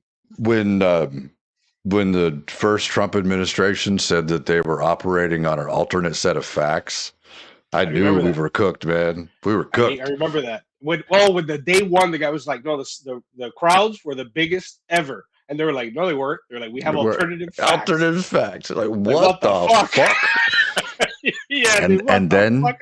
Buckle And up, then people. you voted for him again, dude. I didn't vote for him that time. Okay, I didn't but vote then for you him in the then you election. voted for him the first time. I voted for him the third time. After you were proved The you third proved that time. he was a The third liar. Yeah. Yeah, that good job, brother. Good job. Yeah, I was like, "We're gonna get those Epstein files." We're gonna get Yeah, and We got he's He's in all there. over him. He's Yeah. the author. Do you know where Epstein was recruiting all his girls? From what I understood, Mar-a-Lago. From you know, from what I- Mar-a-Lago. for a while, I thought that Trump had kicked him out of Mar-a-Lago. That's the story but he that did, but Trump it's like- says. Yeah, but it doesn't make sense. And then if you're like going he to was the having island all the time. Thanksgiving with him at some point. Yeah. Like there was all Yeah. kinds of shit, dude. Yeah. But do you And know the I name? remember telling people. You know how many times Trump went to the island? 0. Shit. And then it's like, and then I look at this file, and I'm like, what the fuck? This guy's all over this shit, dude. Yeah. Yeah. Yeah, so fuck him. You know. Well, I'm He's glad that okay. you at least see the error in your ways in voting for the man. But I really wish that you would quit giving the administration or regime, as I like to say, a free pass. Like they I'm not giving them are. a free pass. But I'm I not think giving you them a are. free pass. I No. think I think that you should inspect the behavior of the Nazi Party and then inspect the behavior of Trump's regime, and you tell me where there's a difference. Okay, Okay, I can tell I'm you one off rip. is you're going to You say know, scale. no, I've already said that. I can give you another one. What's You know, another one? the Nazi Party in the 1932 election won 33% of the vote. That was its largest ever. In fact, it started going downhill after that in some regional elections, getting like 30%, 29%. Trump just won an election 2 years ago with like 51% or whatever. He didn't get the majority. He Yeah. was no, he had like 49.7 or some shit like that. So like a plurality then of the vote. He got a plurality, but he That's didn't get a okay. majority. And That's you do know that like what 30 million registered voters didn't even bother to show up. okay, that's their But problem. that's not saying anything for Trump or I'm not saying or for for Trump. I'm just saying unlike the Nazis, you know. well, he's lost every election since then. Okay, then we have nothing to worry about. Then he's going to lose the next one's now in November. Yeah, okay, but we could say that we have nothing to worry about, but he's still going to be in power for the next 3 years. Well, no, but you just have to count until November because when you have November in the Democrat And state, hopefully we'll take both of but them. that's on them. Hopefully. If you don't take these things, Johnny, Yeah. what? Come on, then, bro, you got to clean house internally. What the fuck? You know what I mean? I Like, fully agree. Like I don't think that at that point, you got to stop blaming Trump. You got to I blame don't think that the Democratic leadership that's in place right now has any place being there. They're all bought too. Everyone's bought. like Chuck Schumer and Hakeem Jeffries. They're anybody taking money from AIPAC, man, get them out. Exactly, Get them out. And you know what? And you know what? Let me tell you something. That guy in New York, the mayor, the Mamdani fella, right? Plenty of reasons why I don't like him, just instinctually. You know what I mean? Yeah, because the guy is like a communist, a socialist. He's not Christian. He wants to take my apartment. No, he's just not me, bro. He's not me. Okay? But let me tell you this. You know what I like about him? You know what I like about him? When they were doing this question, and the question was like, what is the foreign country you would go to, and why is it Israel? Mm-hmm. Right? Like it was some question like this, you know? Yeah. And everyone's like, I will go to Israel. Like a robot. And he said he's not going anywhere. He's going to go downtown and talk to some New Yorkers. I'm going to talk to the Jews in New York. Yeah. And I was like, bro, thank God. I was like, what? I was like, yes, bro. Yeah, the mayor of New York has to worry about New York. Like, right? So that's what I mean. This is what I mean about like, maybe I don't agree with his, like politics economically or whatever, right? Like the rent cap and the whatever, right? But that's his business, bro. He won the election. Deal with it. You know what I mean? And hopefully, hopefully it works out. My thing is, I hope that the things that he wants to do, he's able to at least make some progress on and actually show some good results. If you can't do it in New York, bro, when it's all Democrat, I don't know. More power to him. But that's my point. You know what I believe about this guy? What I believe about this Mandami fellow? Even though he's a communist and whatever, right? I actually think that he cares about New York. Of course he does. You know what I mean? Like he might be in that sense more American than every other person on that stage that said, I'm gonna go to Israel. Yeah. You know what I'm saying? Well, and so that's what I mean. I'm like, bro, okay. See, that's one thing. At least I know, but at least I know he's not bought. Yep, for sure. That's one thing that I could never understand about the whole MAGA thing. They want to put America first, right? And then they do stuff like put Trump in charge, who you said he ain't got no morals. He's out in it only for himself. He don't care about nobody or nothing. For himself and for Israel. He keeps saying it all the time. There's no president that's better for Israel than me. Well, I don't think that he's but he's not doing that for any any moral qualms or anything. No, it's because so they don't release the Epstein file. It's because Netanyahu's got dirt on him. Same thing with Russia. Yeah, exactly. I mean, come on. Even probably less with Russia than when the dirt that Russia has is that Israel had him on the Mossad thing in the island. There's all kinds of stuff, man. And I'm willing to concede that everything is probably much more convoluted than we'll ever know. I think it's, bro. I really think it's simple. I really think it's. Notice that the only thing the two parties right now agree on is the support of Israel and maintaining our military dominance. That's it, right? It's these two things. Everything else is like a super contentious thing that we need to. We're either a Nazi or a communist homosexual. There's like no in the middle. You know what I mean? The only two things they agree about is Israel and the military, and that's at the crux of it, bro. If we got rid of our support for Israel and we stop like building military bases to confront the Chinese in Taiwan or whatever, we'd Okay. be in a better place. What if we took a step back and said like this, like, can we agree on the Constitution? About what about the Constitution? That the Constitution reigns. Well, yeah, it's the law of the land. Okay. So when we have an administration that is like violating the Constitution, shouldn't we be taking steps to do something about that? Yeah. Okay. So right now, that's the situation we're in. Right. Got to And go to the courts. Is what I'm saying. You got to go to the courts, get the that's lawyers, why. or whatever. You know. Do you ever heard of a guy named Mark Elias? No. He is head of a organization called Democracy Docket. They sue the government on a daily basis, man. There are guys out there that are fighting for us. I like those guys that do that, and they sue the government, the local ones, for like eminent domain abuse. Mm-hmm. I love that. See, I don't agree with the government being tyrants at all. Yeah. I think that's American. I think that freedom is important, and it's not just words. I don't just give it lip service. I think that freedom, without freedom, what are we? We're just it like becomes serfs. Some 1984 novel. We might as well go back to like serfs with like feudal lords. Yeah. Like, and I don't want to live like that. Like, I don't think you do either. I mean, I got kids in this world. But hey, I gotta let my dog out of his kennel real quick. I'll be right back in just like 2 seconds. Okay. Yep.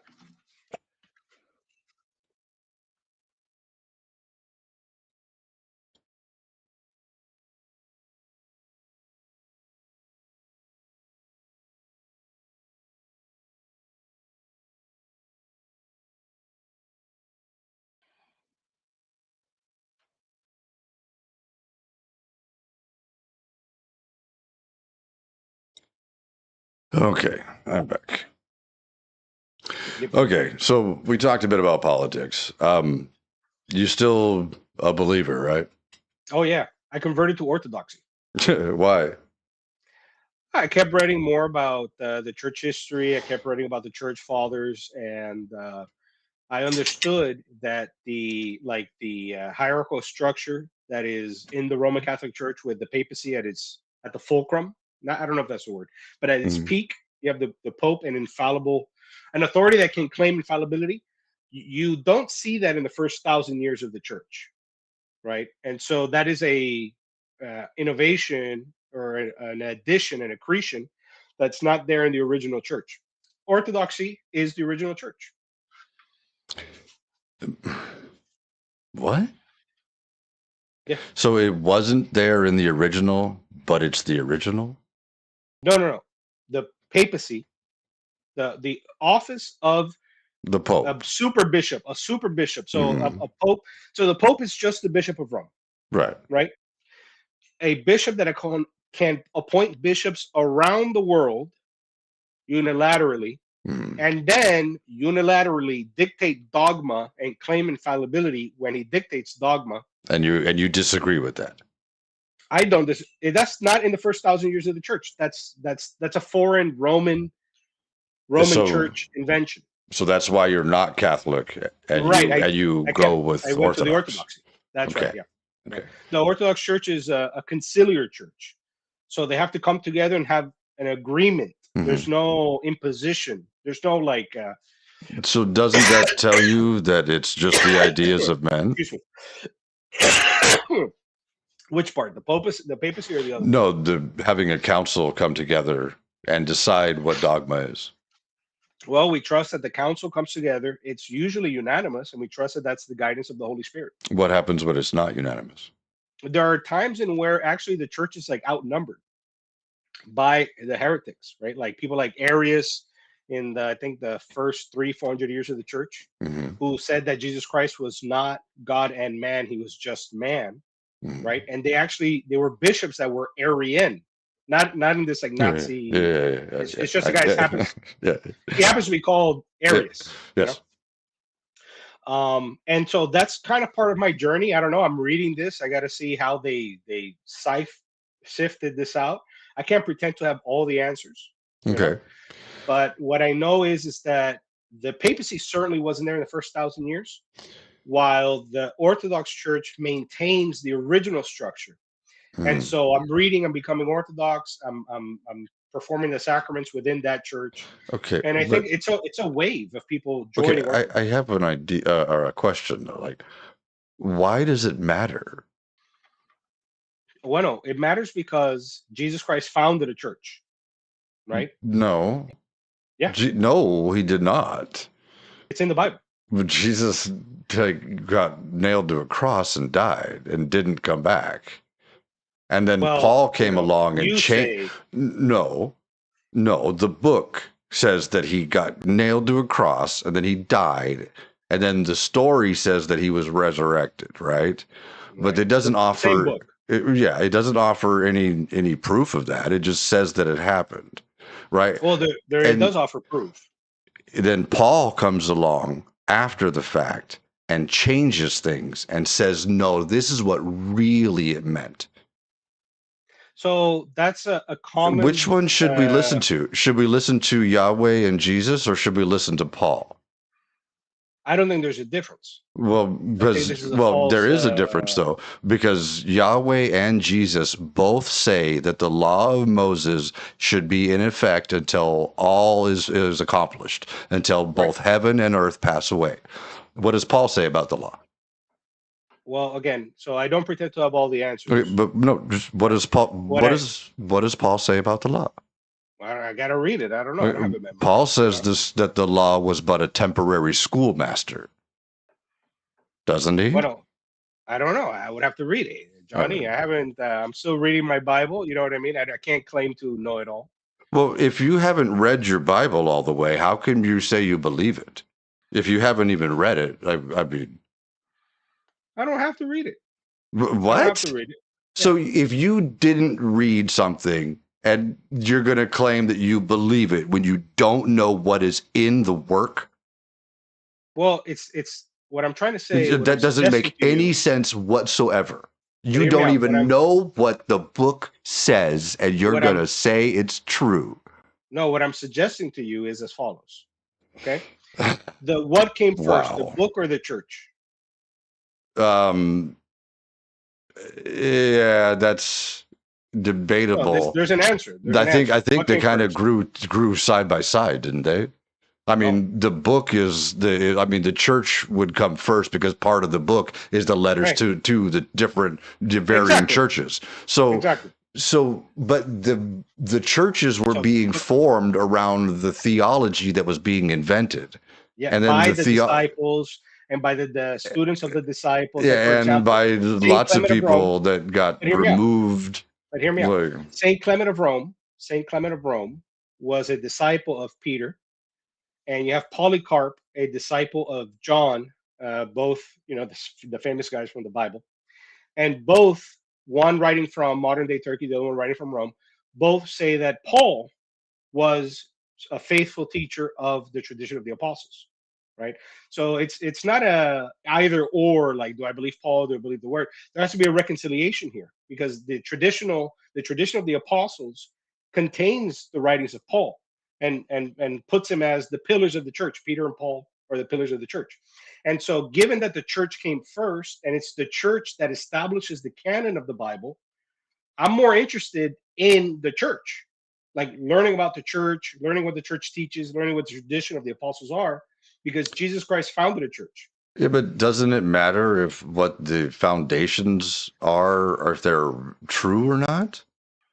But Or if of they're course, even consistent with what came before in the story? I think they're consistent. Absolutely. So, for Really? example, you have the continuation of the priesthood from the Old Testament priesthood to now. Like rabbinic Judaism today doesn't have priests because they don't have the sacrifice system of the temple. The temple was destroyed, right? So rabbinic Judaism is actually newer than Orthodox Christianity, because Orthodox Christianity continues the legacy of the priesthood, of the sacrifice, of this kind of structure. This is what I'm suggesting to you.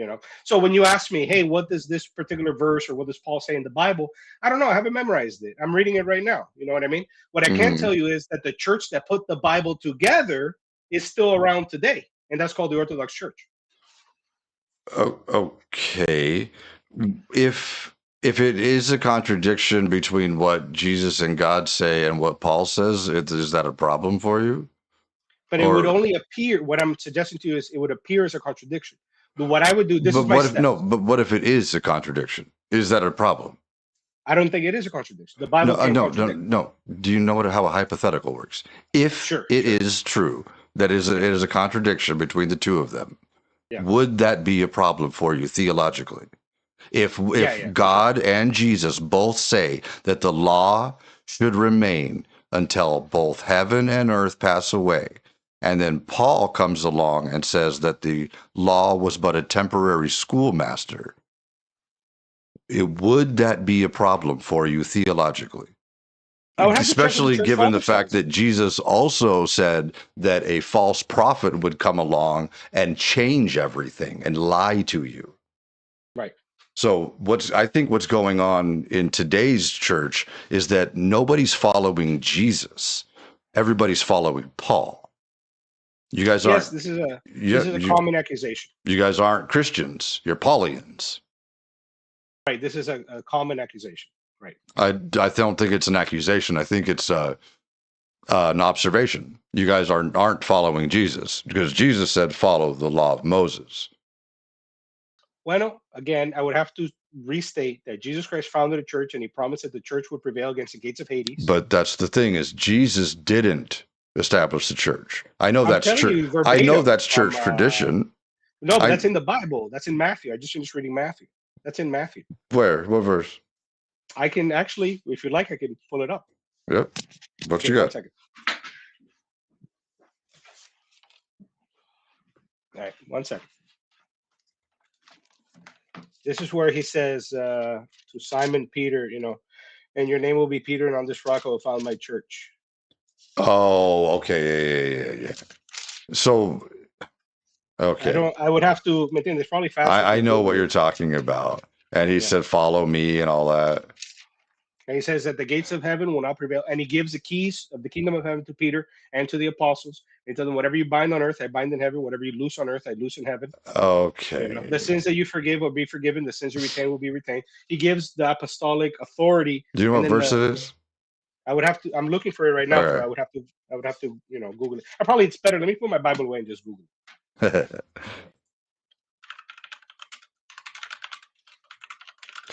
Yeah. I see what you're saying that Jesus 16:18. Matthew 16:18. 18. Okay. 16. And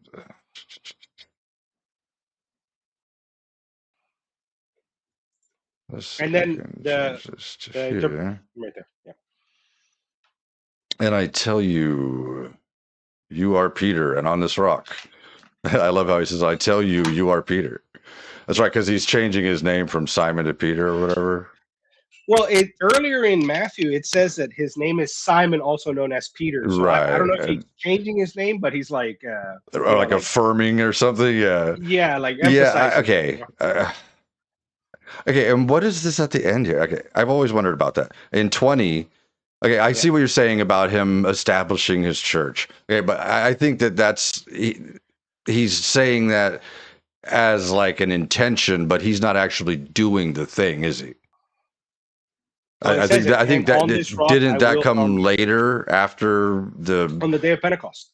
Right. Then that's when the church was founded, right? That's when the great, what do they call it? The Great Commission. Yeah. Okay.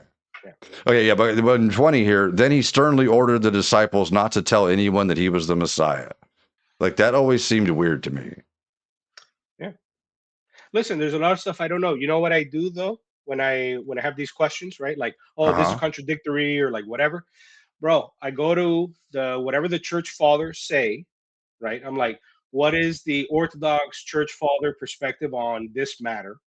And then it gives me thousands of years of saints and church fathers explaining what that meant, and then that's it. Yeah, in You're a little zoomed in though. singulations. I can't. Yeah, I'm sorry. I'm on the It's okay. wrong. Let me put my Bible away. I was looking for the verse. Pretty sure that's it. Wherefore the law was our schoolmaster to bring us into Christ, that we might be justified by faith. That's fucking King James sucks so bad. It's okay. Whatever version you want to use, you know. It's I don't get typically people. I don't understand why people are sticklers for like the translation. You know. mostly it's because I like to use the revised standard version, RSV. updated the NRSV. Therefore, the law was our disciplinarian until Christ came, so that we might be reckoned as righteous by faith. Let's see the full chapter. 23. Now, before faith came, we were imprisoned and guarded under the law until faith would be revealed. Therefore, the law was our disciplinarian until Christ came, so that we might be reckoned as righteous by faith. But now that faith has come, we are no longer subject to a disciplinarian. For in Christ Jesus, you are all children of God through faith. As many of you were baptized into Christ, have clothed yourselves with Christ. There is no longer Jew or Greek. There is no longer slave or free. There is no longer male or female, which is all of that is so weird. I know that's all metaphor.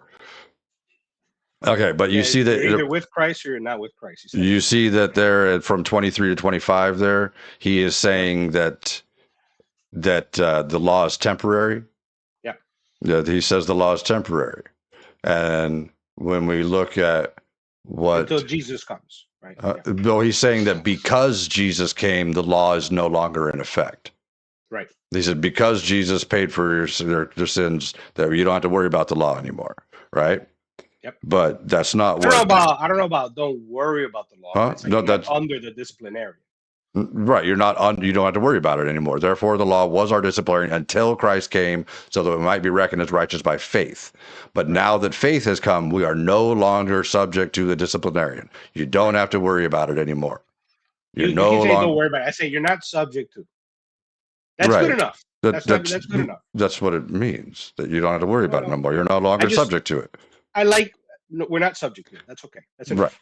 Right. Okay. Yeah. So what does God say about the law? Oh, wait, I'm going to rephrase it. How long does Yahweh, if I could type, I always do that, say the law will last? In Yahweh's own words throughout Scripture, the law is described as an enduring reflection of his character with specific timestamps on its duration depending on the context. And it says, until the end of the world, until total fulfillment, forever and ever. A perpetual covenant. Like, you get the gist here? Right. God says it's perpetual, that it goes on forever. Right?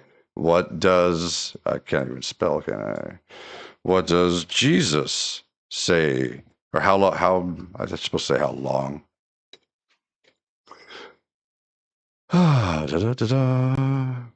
Jesus says that not a jot nor tittle, right? Until heaven and earth pass away, until everything is accomplished, until all is fulfilled. Right? Same thing that God said. So why does Paul say that it's not? Paul immediately, huh? Let's ask the church fathers. So, do you recognize the contradiction there? I don't, maybe I see it from you, but Jesus Christ told the apostles that they have the right to loosen and to bind, and everything that they loosen and bind will be loosened and binded in heaven. That has nothing to do with anything that we're talking about. It does. No, it doesn't. What else are you loosening or binding? That has nothing to do with anything that we're talking about. I think that's a direct response to what we're talking about. God and Jesus both say that the law will remain until all is accomplished. Until all is fulfilled. Right. Yep. Paul says no. That's not the case. Paul says God is wrong. Well, he doesn't say God is wrong. Paul says that the law was but a temporary schoolmaster. Let's see what the church fathers say. Well, I think that that's something that you need to figure out because Yeah. I can see the direct contradiction. Well, let's see. Let me And ask you and very like specific. you already said that if that was a contradiction, that would be a problem for you theologically. Yeah. So let's see. Let's see what the church fathers say. Uh, I don't. I think that I mean, you can go ahead and do that. I don't think that that's going to be a problem. I don't understand why you need to see what they have anything to say. they're the ones that put What? the Bible together. What? They're the ones that picked the canon of the Bible. So this letter of Paul that you're referencing, Uh-huh. right? They are the ones that picked it. So I want to Okay. see what do they think it means, and Okay. Go for it. What do you got? I'm looking it up right now. 1 second. Yeah, Jesus said, "Do not think that I have come to abolish the law or the prophets. I have not come to abolish them, but to fulfill them." Right? Okay, the So, law was our disciplinarian tutor to bring us to Christ, but now the faith. A disciplinarian in the ancient world was not a teacher of wisdom or truth. He was a guardian slave who restrained behavior, mhm. enforced rules, protected the child. So Paul's not saying the law was false, bad, or abolished. He's saying the law restrained Israel externally. Christ transformed man internally. Orthodox takes this literally, not metaphorically. Christ says, "Do not think I have come to abolish the law or the prophets. Not one jot or tittle shall pass until shall not pass from the law until all is fulfilled." Right. Fulfillment does not equal cancellation. To fulfill, Nope. plero, means to bring to completion, fill to the brim, to realize true Means purpose. to do it. Yeah, Christ does not remove the law. He reveals Nope. what it was always teaching. Mhm. Christ obeys the law perfectly as God and man, fulfilling the moral law, ritual law, judicial law. So nothing is erased, everything is transfigured. Here is the mistake. If Paul says we're under the law, then commandments don't matter anymore. Orthodoxy says absolutely not. Do we then, in Romans 3:31, do we then overthrow the law by this faith? By no means. On the contrary, we establish the law. And again, the righteous requirement of the law is fulfilled in us who walk not according to flesh, but according to the Spirit. So the law still exists, but no longer as an external whip, now as an internal life. The But law has three that's degrees. not what the law is. That's not. That's not what the law is. What do you mean? What is the law of Moses? It's the Torah. Right? The Pentateuch, the Right. first So five books. right. So that's not an internal. I'm sure there are internal things in the No, law, the but law there would be external. but there yes, there Yeah. That's what I'm so saying. So the what law, is Paul talking about? the internal life is what But he's talking that's about. not what Jesus and God are talking about. There is an open and direct contradiction there, no? Well, it I says, understand that the church fathers are using like a coping mechanism to deal with it. But do you understand that that is a direct contradiction? and I And know that's again, not you could please but this go is read not. it. Take your I'm reading time. it right now. I know. Like, do your diligence and read it. This is a direct contradiction in the book. It's one of the reasons you know it's not true. Because contradictions can't exist. But it's so again, it's saying even Paul himself in Romans 3:31. You can go to that one. So you're saying that Paul's contradicting himself in his own letters. Sure, Paul makes mistakes all the time. What do you say, Romans 3:31? Yeah.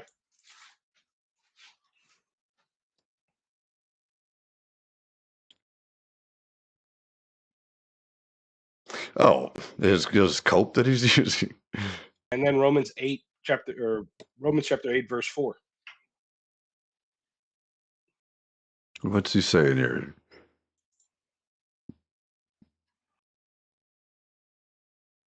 Let me go ahead and put this on here so we can read.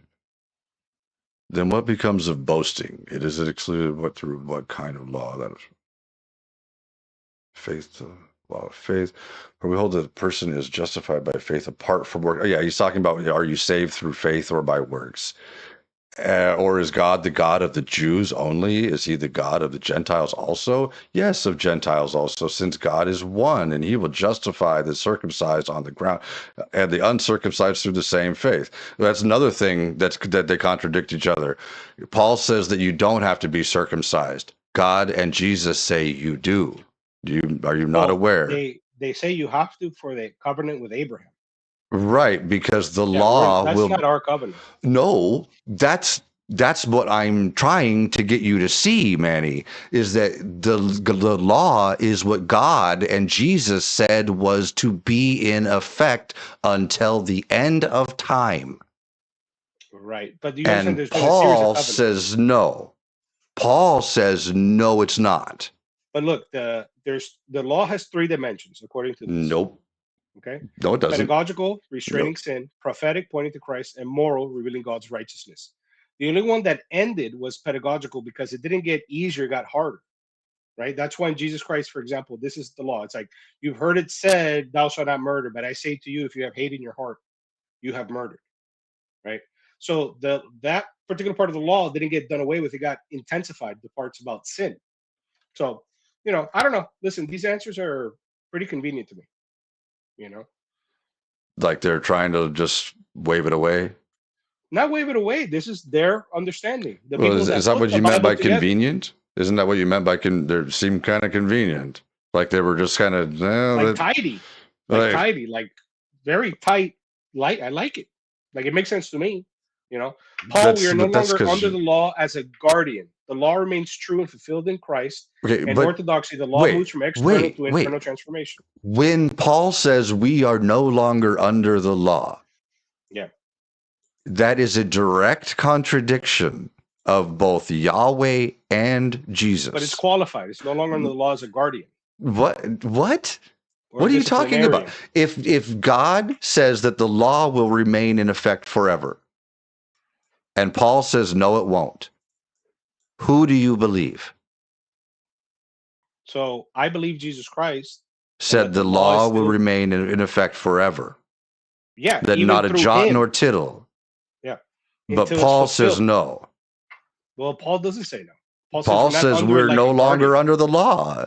like a guardian. Yeah, he says, well, depending on your translation, of course, Paul says it was but a Or temporary disciplinarian. schoolmaster. Right. Yeah. Guardian, Yeah. disciplinarian, schoolmaster, same gist, Yeah. right? Yeah, the law points to Jesus. Paul says that it was there to teach us things, Right. right? But that's not what God and Jesus say. I mean, that's what you're saying.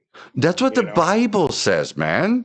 I know, but the people that put together the Bible said this. Right. You mean the Christians? So I'm going to go with their interpretation. You mean the Christians who are coping with the fact that Jesus did not come back? Well, he's going to come back. What? He's going to come back. They've been saying that for 2,000 years, man. It's okay. Do you know that Jesus lied? Jesus never lied. Jesus told a room full of people that some of you will not taste death before I return. Right. Before you see me coming in the kingdom of the Son of Man, or whatever it was. Right? Right. Right? So if some of them didn't taste death, that means some of them did, right? Right, yeah. Right? So when did that happen?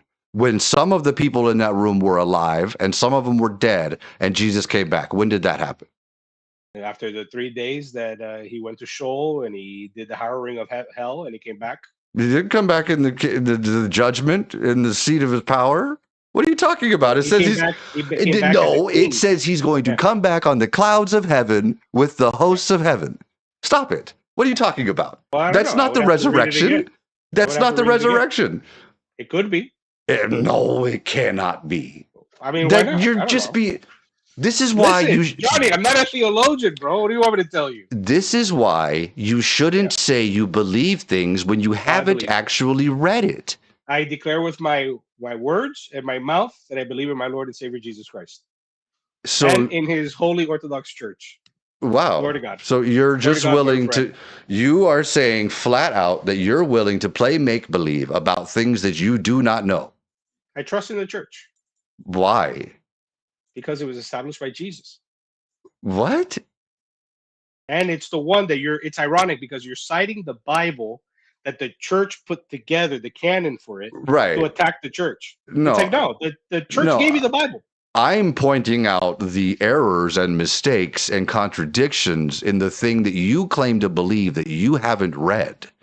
I'm reading it. Okay, it's a big book, bro. You know what I mean? But then how come you could say you believe it if you haven't read it? Because I believe in the church, and the church guides me.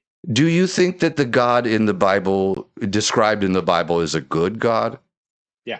How?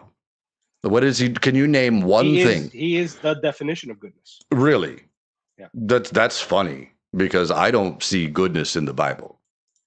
Well, Can you name one thing in the Bible that the God character does that is actually good? Not good for him and not good in some self-serving way, but good for other people, good for his creation. Yeah, he sustains life. How so? Through the Holy Spirit. Okay. The Holy Spirit sustains all life. I'm sorry, but where does it say this in the Bible that it's just Genesis. where that the Holy Spirit sustains all life? Yeah. Doesn't it just say that God created things? But he's saying the process of creation is he breathes into you, and he's breathing. That's the spirit being breathed into you. So the spirit is what sustains life. And so this is good. Yeah, I like being alive. You don't like being alive? Well, I was actually created with some like genetic anomalies that I've suffered my entire fucking life. Well, I know. But you're still here. You like it. You must like it because you're still here. Well, I'm not suicidal. Glory to God. Presently, not glory to God. No, ever. Don't do it. Ever. There's so much to live for, man. It's such a beautiful life. Yeah, I'm actually. I think we talked about this before. I used to cut myself a lot. Yes. Yeah, I because of some of the things that I was taught, and we talked about. You went to the snake. No, they didn't have no snakes. They're like the rattlesnake church. No, the example was that they held you up to heal you, and yeah, when he held my arm up and he said, "Don't you see the cuts healing?" And I was like, "Fuck no, I don't." You see, my problem. This is maybe another thing that helps explain my point of view. Is so again, Johnny, I don't want to come across like a theologian. I'm a neophyte when it comes to this, okay? But what I am going to tell you is this: I have a perception that Protestantism, especially the more like creative branches, like the one that you were a party to, the rattlesnake people and the whatever, these things are like atheism factories, because I think they're the Bible divorced. If you're reading it on your own without any spiritual guidance, it can be too. Yeah, as long as you play make believe, you could believe anything you want. As long as you understand that the church that put it together can help explain it to you. Okay, would it matter to you if Jesus fulfilled or did not fulfill the messianic prophecies? Would it matter to me? Yeah, he fulfilled them. No, he didn't. Well, from my understanding, he did. Which ones? Well, no, I've just started reading. So this is what I've done. You said from your understanding, he has fulfilled messianic prophecy. But let me just couch this with a caveat, okay? That you don't know. No, I know a few, but there's probably some that I don't know. But let me just what I'm saying. The first time I tried to read the Bible, I bought an ecumenical study Bible and I read from Genesis to Job. Then I went into Catholicism and I bought a Catholic study Bible and I again read from Genesis to Job. Now that I'm Orthodox, I bought the Orthodox study Bible, but I decided to start at the Gospels. And so I'm in Matthew right now, right? So that's the breadth of my reading of the Bible. It's reading from Genesis to Job twice, and then like parts of Matthew. So anyways, the messianic principles, there's one, for example, I think it's in Isaiah, which I haven't read. I just know that it's referenced. It says something to the effect of like, and to us a child is born. Isaiah 7:14. Something like this, yes. You're saying Isaiah 7:14. Okay. That is not about Jesus in any way, shape. It says a God. They call him a God. To us a child is given. To us a God is born. No. Yeah. No. Look at it. I'm pulling it up right now. Yeah. If I can actually type. How do you spell Isaiah? I-S-I.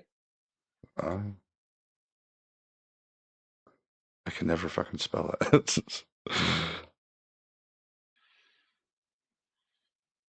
How do you spell Isaiah? I-S-A-I. All right. A-I-A. Yeah.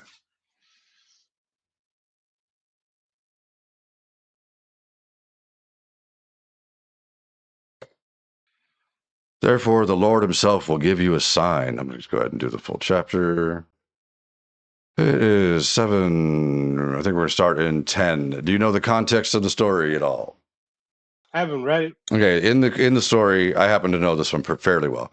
In the story, it's a story about King Ahaz. Okay, you see Ahaz right there? Yeah. King Ahaz is being attacked by two different kingdoms, and the Lord sends the prophet Isaiah to give Ahaz a prophecy to bolster his faith, to tell him that the Lord is with him. Okay? So, and he says, again, the Lord spoke to Ahaz, saying, ask a sign of the Lord your God. Let it be as deep as Sheol or as high as heaven. But Ahaz said, I will not ask, and I will not put the Lord to the test. Then Isaiah said, hear then, O house of David, is it too little for you to, God damn it, to weary God damn, I can't even talk. Is it too little for you to weary mortals, that you weary my God also? Therefore the Lord God will give you a sign. Look, the young woman is with child, and shall bear a son, and shall name him Emmanuel. He shall eat curds and honey by the time he knows how to refuse the evil and choose the good. For before the child knows how to refuse the evil and choose the good, the land before you, whose two kings you are in dread, will be deserted. The Lord will bring on you and your people and on your ancestral house such days as have not come since the day that Ephraim departed from Judah, the king of Assyria. So he's saying in this that a child is Right. It's like a temporal thing. It's like at this point in time. right. The child is marking time. Yes. Right. And it says, look, the young woman is with child and shall bear a son. Right. This is 700 years before Jesus. And I think, no, the one that I was thinking about was one that goes, mighty God, powerful counselor, Prince of Peace, that one. Okay. I don't know if it wasn't this one then. Okay, this is the one that generally gets pointed to as like the virgin birth, and but you got to look at the one that they call the mighty God. Okay, which one? I gotta Google it. Give me 1 second. Okay, but do you understand that this is one of the messianic prophecies that people often refer to, and it Isaiah, has it's a 9:6, so it's a chapter before this one. Okay, 9:6.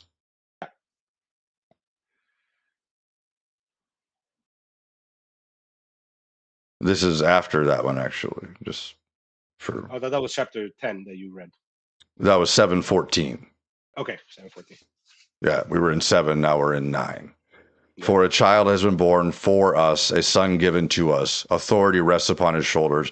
And this is another one where it said in the other one that his name will be called Emmanuel, which means that the Lord is with us, right? And in this one, these are called theophoric names. Right. The wonderful counselor, mighty God, everlasting Father, Prince of Peace. Great will be his authority, and there shall be endless peace for the throne of David and his kingdom. He will establish and uphold it with justice and with righteousness from this time onward and forevermore. Is the throne of David experiencing endless peace? I don't know. I don't know if is Israel at war right now? Well, but they're not Israel. We're Israel now. No. Absolutely not. The church is the new Israel. No, that's Paul changing things. That's what the church says. That's because they're Paulinites. They're not Christians. They're Pollyanity. It's because you don't practice Christianity. You practice Pollyanity. I practice a church that Jesus Christ established. Well, that's what the church tradition says. Yes. That's what. But everyone's using the Bible that the church put together. Yeah, I know, but it's a catch-22. I know, but Christians don't actually read the Bible. Oh, just like you don't actually read the Bible. I'm reading it. You're in Matthew. Okay, you say that you believe in Jesus. You say that you believe in Jesus, and you are in Matthew. Yeah. But I started in Genesis twice. What do you want me to do? I just started in Matthew now. I told you this is the third time I pick up to read the Bible. Does Genesis comport with reality? Oh, you doing this genetic thing again? Well, does it? I mean, I think it could. It we had this conversation before. We did this for like 3 hours. I know, and it cannot. Yeah. Well, maybe. Okay, in the Bible, does it say that God took the rib from Adam to make Eve? Yeah, something like that. Yeah. That would make her a clone, right? Maybe. Yeah. That's what a clone is. When you take I think, someone, don't we have like stem cells in the bone marrow? right? If you took someone and you took cells from that person and you made Yeah. another person out of them, that person would be a clone of that person. Would have the So don't same they DNA. do stem cells now and they make you all better? We used to use stem cells from someone else and it repairs your own body.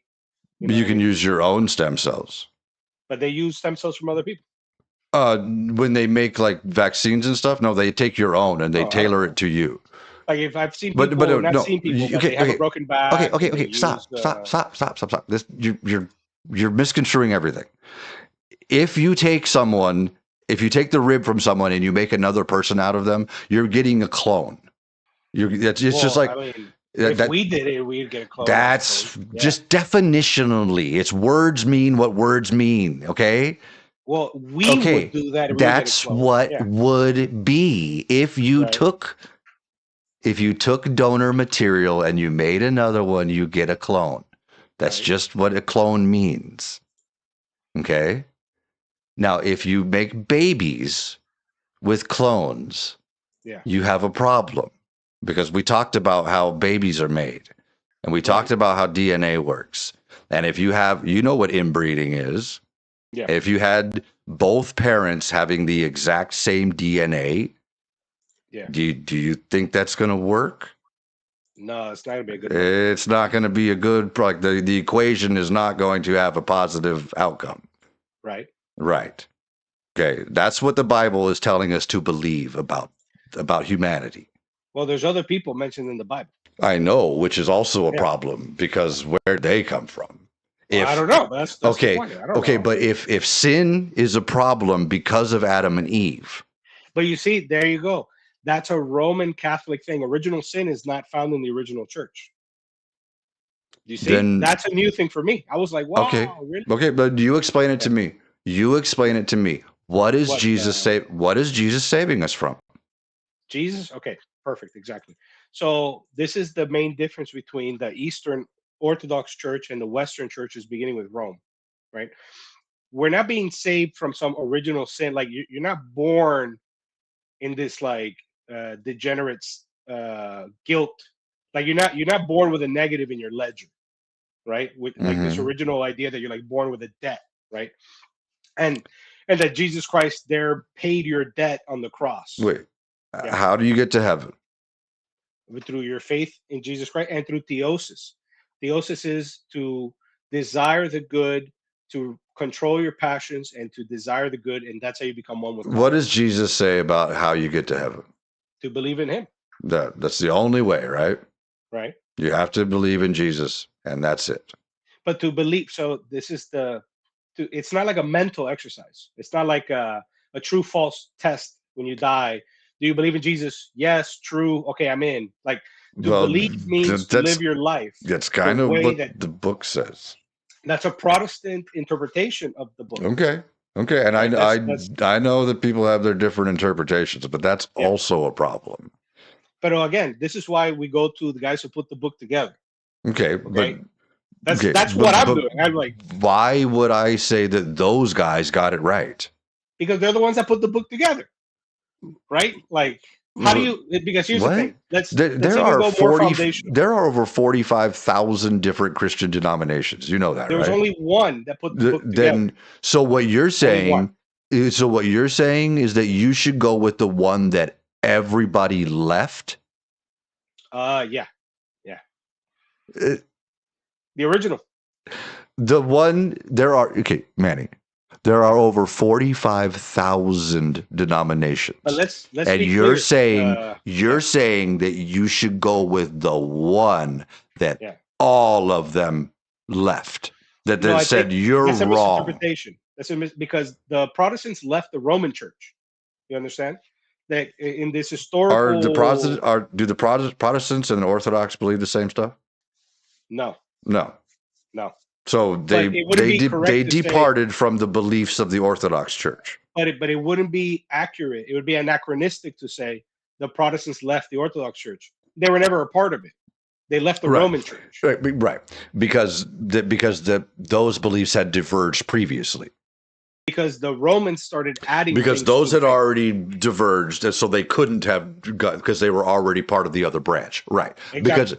Because they were a part of a branch that already left the Orthodox.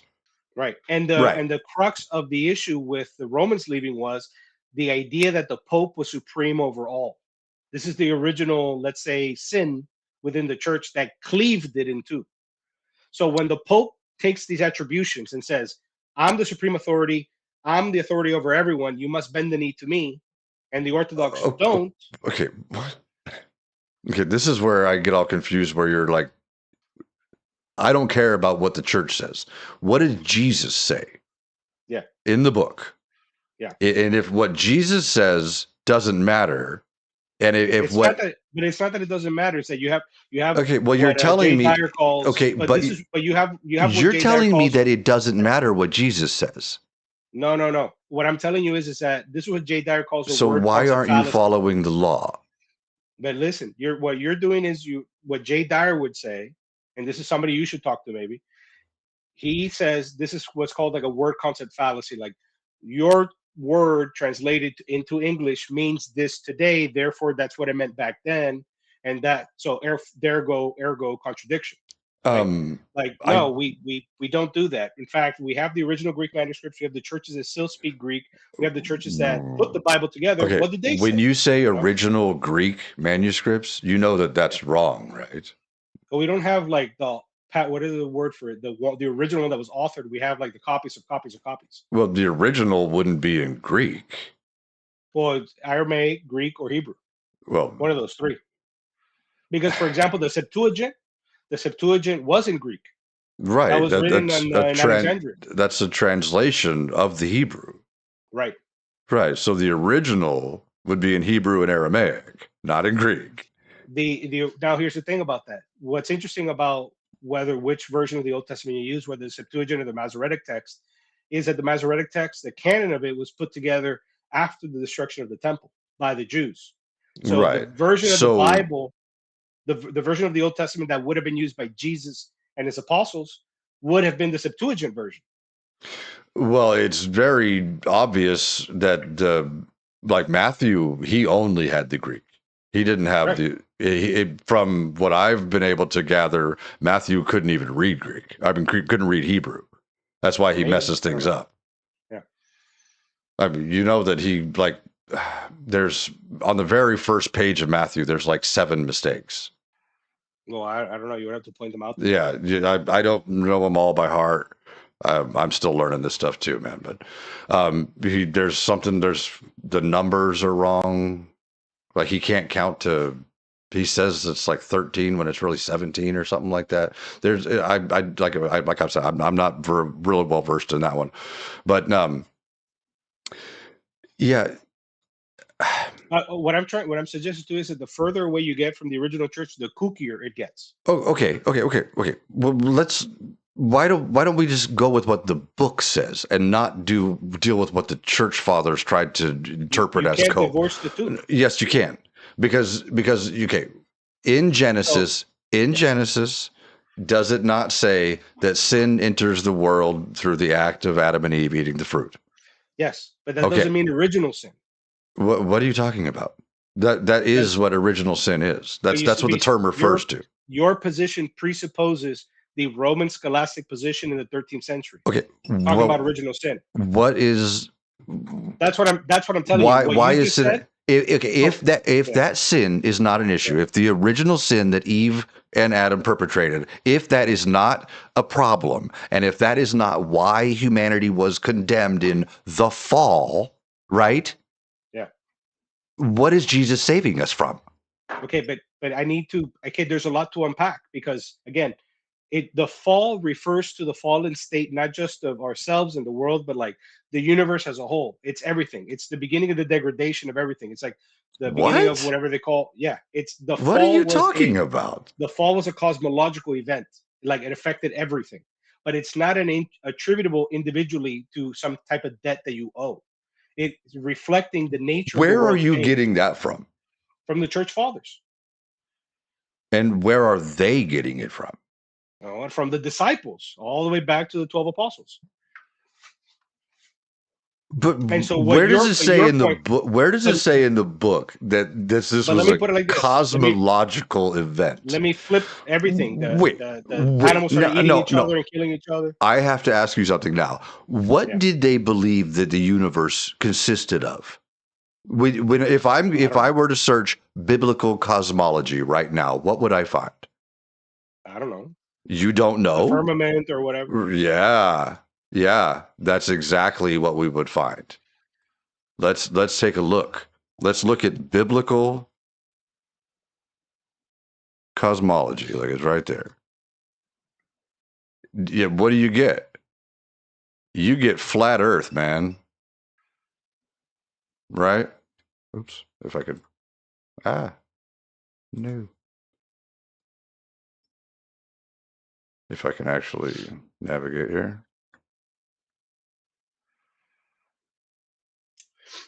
Let me just Yeah. to finish my point. Do you see that, right? But just to finish my point. So when you say original sin, what you don't realize is that you're presupposing the 13th century Roman Catholic Church explanation for that, which has been adopted by Protestantism. Okay, That's why it seems you're normal to you. saying that I'm presupposing things, and you're saying that the church fathers got this information from the disciples about this cosmological event. This right here, that's what they thought the cosmos was. That's what the Protestants tell you. I can tell you No, what the church that's what fathers the think. Bible, Manny, that's what the Bible says. That's why when Okay, you search for biblical cosmology, you get flat earth, my guy. okay, but did the church ever teach flat Earth? Yes. No. Manny, I don't that's mean the church man, like the Baptist church on the corner. I'm talking about the canonical stupid fucking historical mouse. church. The Yes, canonical historical church that put the Bible together. They never taught that. Manny, that's why when you look for biblical cosmology, you get flat earth. No, That's this is why look. What's the source of any of these? It's not some Orthodox it's church. the Click on any one of them. Bible. No, but click. That's what I'm saying. You can't take the Bible divorced from the church because you get these wacky ideas. Click on any one of these. What's the source of any one of those?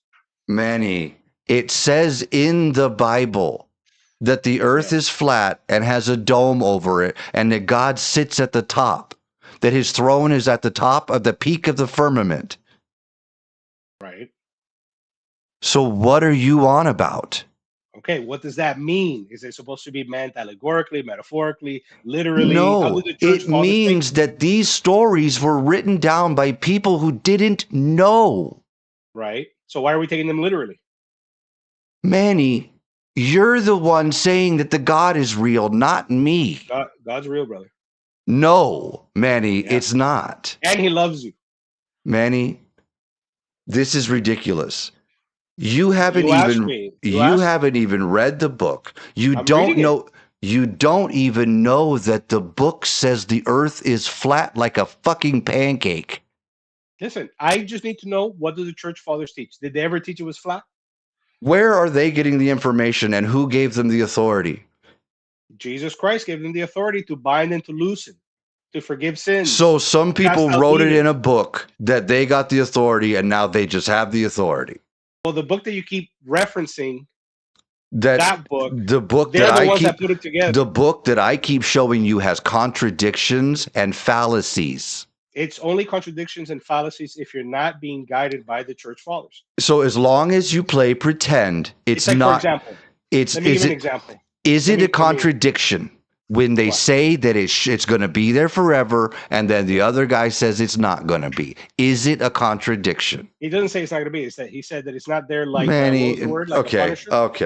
okay. That's different than what you're saying. No, you're just going to lie. I'm not And lying to you. you It are. doesn't say it's not going to be there. He says we're not under it like a punisher or whatever. I forget exactly what the word is. In that Like a translation, it guardian or said punisher. disciplinarian. There you go. In Disciplinary. most, it says temporary schoolmaster, and it says that Right. we're no longer under the law. When Jesus Okay, and God both say, "Yes, you fucking are." okay, but I read to you what they mean by that. And you can make all the excuses that you want. You can reference the church fathers all you want. Until you can make the contradiction go away, you're playing pretend and you're full of shit, brother. Well, there are only contradictions if you're not using the church fathers. No, they're Right? only Let me they're give you a only secular not example. contradictions if you're making Let excuses. me give you a secular example, which maybe it's not even a good example, but it's something that I'm thinking about. So there was the lady that wrote the Harry Potter like saga, Okay. whatever. Yeah. She wrote several books. Hmm. There was some controversy. I don't remember what. I would have to look it up or whatever. But there was some controversy about a romantic relationship that was like read into a couple of her characters that made them gay or something like this. You know? Okay. And she came out and she was like, dude, no, this is not the case. And whatever you want it to be. So my point is that you can read any book and come up to your own conclusions and make your own connections and find your own contradictions. But I'm going to go to the source, and if the author says no, then it's no. great. In the same way, Who wrote yeah, the words of God? a couple different people, a lot No, of different I mean when Yahweh said that the law would remain until all is accomplished. Who wrote that? If it's in the first 5 books, that's Moses. Did And then Moses Joshua, did Moses actually some write that shit? scribes, maybe Did Moses, Joshua, some did scribes. Moses did Moses dictate his own death? No, that was probably Joshua. That's what I mean, like his successor, Joshua, or the or scribes. or or it's just a fucking story. Well, it's a pretty good story. Not really. It's not. Yeah, bro. It's like they got all the archaeological evidence for it. It's no, there's not. What are you talking about? I've got it. Can I give you an example? That blew me away when I was reading it. Remember, I read more of the Old Testament than the New Testament. Right? Okay. So it's one of the theophanies of Jesus when he appears as the angel of Yahweh. That there's some type of Wait. Jesus appears as the angel of Yahweh? The angel of Yahweh is Jesus, pre-incarnate. What are you fucking talking about? These are the theophanies of Jesus. Yeah. Sure. This is the evidence of the Trinity in the Old Testament. Like, for example, you are talking out your ass. No, I got a good one for you. I got a good one for you in Genesis. I got a good one for you in Genesis. That's ridiculous, man. Look at this one. You're gonna like this one. You like reading the Jesus is not in the Old Testament at all, dude. Yeah. Look, no. I'm gonna give it to you right now. Genesis 19:24. And then if you want, go to Chabad.org and just read it in the Hebrew. You like context. I'm gonna give you some context. What did you say? 1924? Yeah, Genesis 19:24.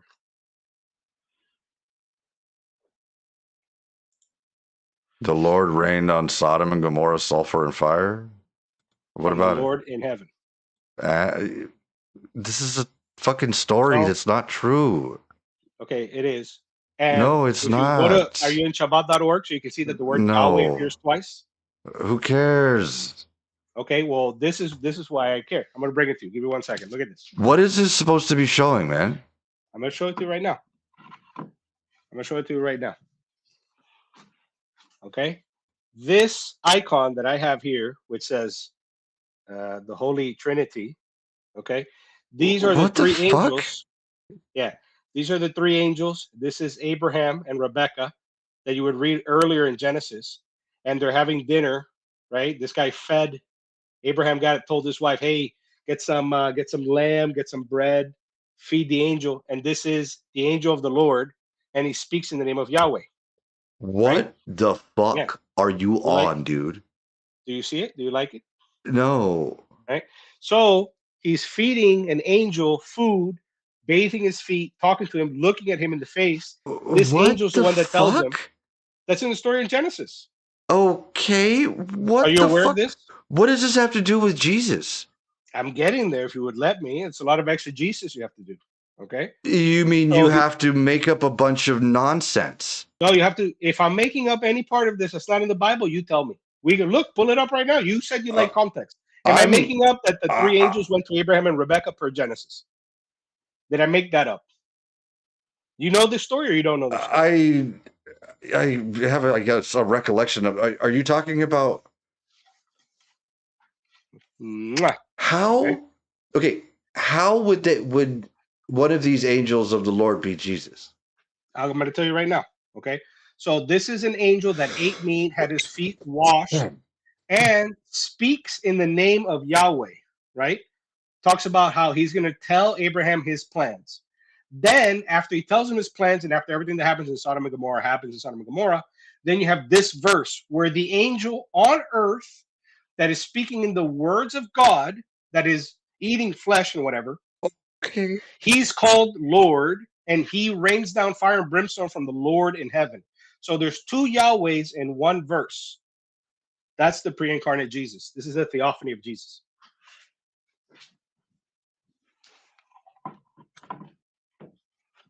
Wait.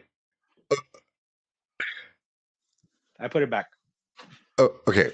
What verse is this? That's the one that the two Yahwehs in one verse. That's the one I shared with you. The Genesis 19? Uh, The two angels came to Sodom in the evening? no. So remember, there's three angels that came, prefigurement of the Trinity. Two went to Sodom and Gomorrah. One stayed behind. The one that stayed behind is Yahweh. He speaks in the name of Yahweh. Okay, where's that at? That's like the chapter prior to the one you're reading now. So I'm going to find this in Genesis 18 then. And I'll look it up right now. Let me pull it up so that I can tell you with precision. Okay. Because it's easier if I'm looking at it and not recollecting from memory. So, Genesis. Judgment pronounced on Sodom, and the men set out from them. So, okay. So, Genesis 18, verse 2 says he sees three of them. Okay, he looked up and saw three men standing near him. When he saw them, he ran from the tent entrance to meet them and bowed down to the ground. He said, "My Lord, if I find favor with you, do not pass by your servant. Let a little water be brought and wash your feet and rest yourselves under the tree. Let me bring a little bread that you may refresh yourselves. After that, you may pass on, since you have come to your servant." And so they said, "Do as you have said." And Abraham hastened to the tent to Sarah and said, "Make ready quickly 3 measures of choice flour, knead it, and make cakes." Abraham ran to the herd and took a calf. Then he took. What about this? This has nothing to do. This has absolutely nothing to do with Jesus. But let's continue reading. These are 3 men. They're going to eat, and then look at verse 13. Okay. The Lord, right? So now it's God talking to Abraham. But it's one of these 3 men. I don't think that is what that is saying. If you go to the Chabad.org, you look at the Hebrew, it says then Yahweh. The use of the word Yahweh is like reserved. So one of these 3 angels is Yahweh, because then the Lord said to Abraham, because one of the angels told her, "Hey, you're going to be pregnant next year." And she's like, "Dude, I'm old. What are you talking about?" And where's your wife Sarah? He said, "There in the tent." Then one said, "I will surely return to you in due season, and your wife Sarah shall have a son." And Sarah was listening at the tent entrance behind him. Now Abraham and Sarah were old, advanced in age. It had ceased to be with Sarah after the manner of women. So Sarah laughed to herself, saying, "After I have grown old and my husband is old, shall I be fruitful?" The Lord said to Abraham, Lord. Right, because we've already been told. Okay, do you not see the very first sentence of this? The Lord appeared to Abraham by the oaks of Mamre as he sat at the entrance of his tent in the heat of the day. Right. That's the Lord. Right? The Lord. So Yahweh is appearing as a man who's eating this food and having his feet washed and whatever. Okay. As written, this doesn't make any sense at all. It says the Lord appeared to him, and then it says he looked up and saw 3 men. Yeah. Which one was the Lord? One of the 3. Which one? It doesn't matter. But you know one of them was Jesus, but it doesn't matter which one he was.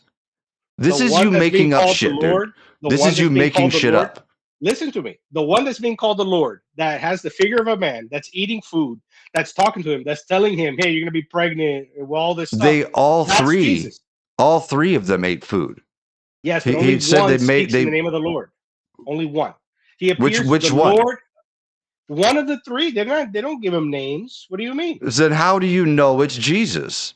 Because later on, if you go to, where is it? The original one that I told you, where Yahweh on earth calls down fire from Yahweh in heaven. Okay, you understand? So there's two Yahwehs.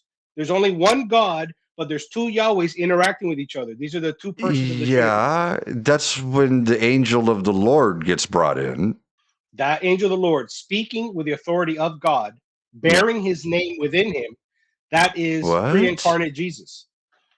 What? You don't know that in Exodus? I know that sounds like a bunch of bullshit. But bullshit because it's not in Exodus, or bullshit because you disagree with my assertion?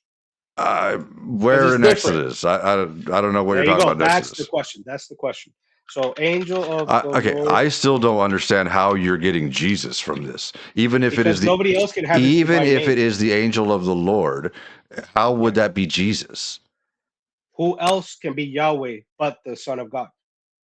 Doesn't Yahweh Who else give can speak in his name? doesn't Yahweh give the authority to speak in his name to all his prophets? Not saying Oh, I am. come on. I am. No, not like Oh, that. Not come one of them. on. Now there's no Come prophet. on. You give me the example then. You give me the example. Give me an example of a prophet in the Old Testament that goes to the people and tells them, there's I all am. kinds of them that say, then the Lord said, then the Lord No. Said, then the Then the Lord Lord, said. that's Like, different come than on. saying, Like, this is that's different. ridiculous. Listen, that's different. You're not being the opposite of disingenuous. You're not being genuous. Okay? Because I'm not telling you that they're quoting God. I'm telling you he's speaking in the name of God. He's like, I am the Lord. I am the Lord. And the Lord said this. Boom. It's not being I don't think it's he not like says, I am the Lord. I'll tell you exactly where God tells you that the angel of God is the Lord. I'm going to show you that right now. Okay, where's it at? It's in Exodus. Let me just look it up. 1 second. First, can we agree on this? Can we agree that Moses asked the burning bush, and he's like, "This is a big deal. All the stuff you're asking me. Who do I tell these people I'm talking to?" And the burning bush says, "Tell them that my name is I am." Okay, what's Right? the verse? Okay. Let's go. I gotta. Okay. My name is I am. Exodus 3:14.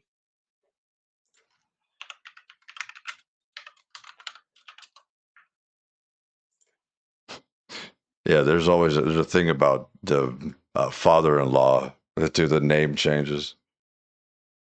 In one, it's Jethro, and it's something else in another one. What did you say? 3:13? 3:14. 14. But Moses said to God, if I come to Israel to say to them, the God of your ancestors sent me to you, and they ask, what is his name? What shall I say to them? Then God said to Moses, I am who I am. He said further, thus you shall say to the Israelites, I am who has sent me to you. Right. Yeah. And okay, so well, you're asking me to establish the premise, right? that The premise is that God has had a anything name. to do with Jesus. Okay, but you want listen to me. I have to establish the So premise before I can give you the conclusion. Okay, wait.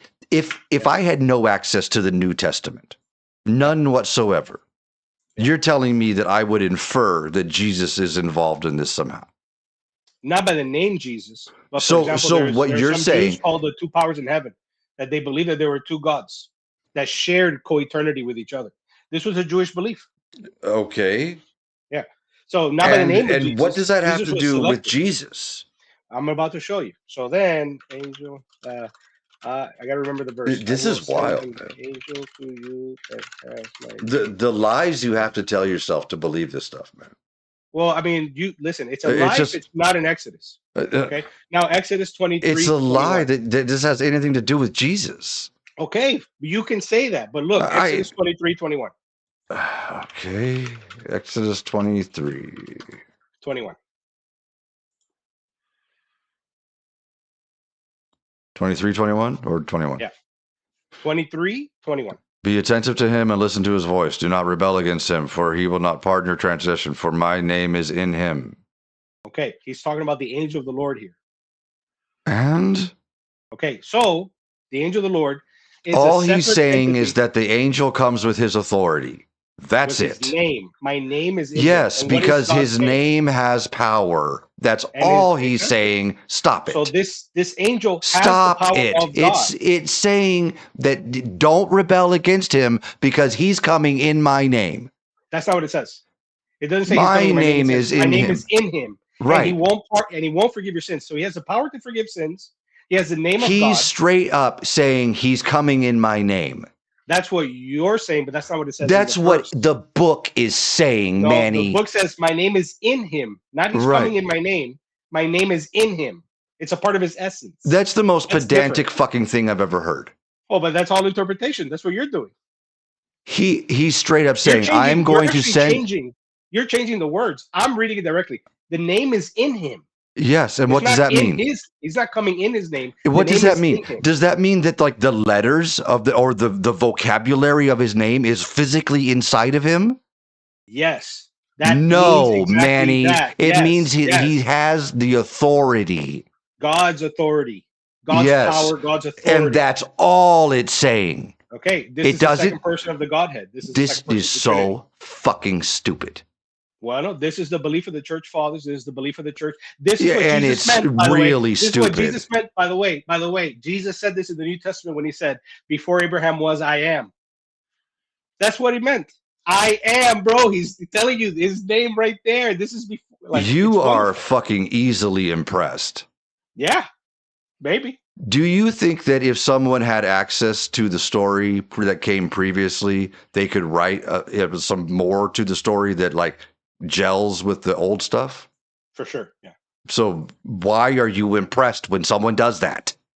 Because this is predates Jesus, and I can see multiple persons in the Godhead. So this predates Jesus, and then someone came after Jesus and wrote some shit that matches this. But That forget about the New Testament. Forget about the New Testament. Just look at that. If I forget The about Lord, there's two Yahwehs. Stop. If I forget about the New Testament, how would this point to Jesus? Because how would like, the angel of the Lord point to I'll Jesus? I'll tell you, because you'll be like, what does it mean that there's a Yahweh on earth and a Yahweh in heaven and they're interacting with each other? What are you talking about? Isn't God everywhere?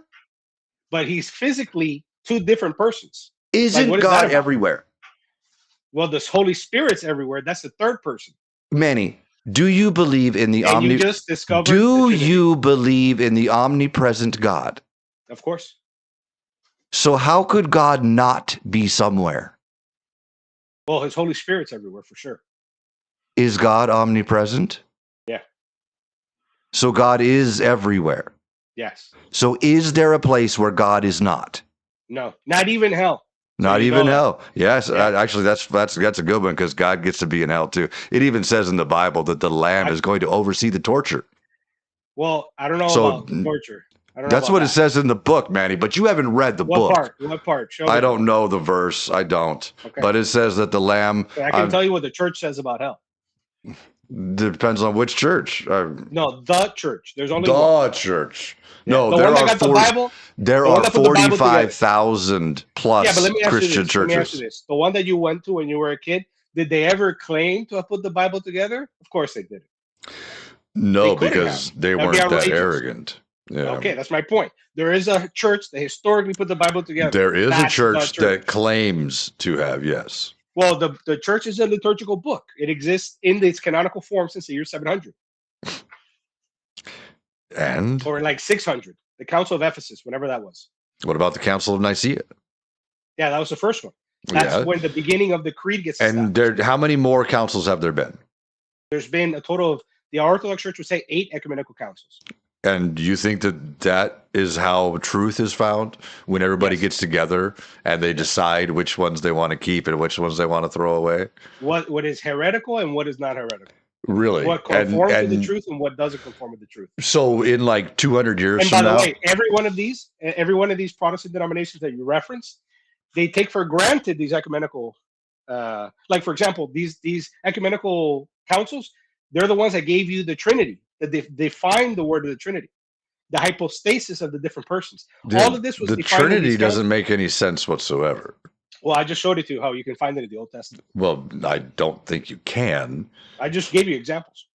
No, you gave me some assertions that the church fathers did to cope with things. Well, did you read that there's 2 Yahwehs, one on earth and one in heaven? Yeah, and we already talked about that God is omnipresent, right? Yeah, but he's specifically there on earth and then he's in the heavens. Is there a place? Is there a place where God is not?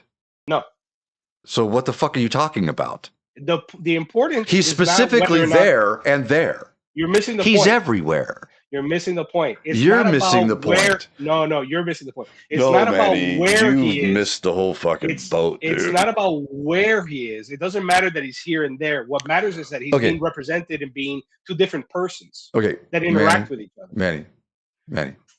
Yeah. What is Jesus saving us from again? From ourselves, essentially, from our fall. From the fall. And when was the fall? When Adam, blamed his wife and didn't take responsibility, that was it. When Eve ate the fruit. Well, no, he blamed God. That's the nature of the fall. What? That's the beginning. Who In blamed Genesis, God? What do you- Adam. What? You didn't. That- Yeah, you didn't see that He part in doesn't Genesis. blame God. Yes, he does. He goes, "The woman that you gave me It told me that the snake told me. told me." So yeah, so she blames the snake and he blames Eve. He doesn't blame Yeah, but God. no, because he goes, "The woman you gave me."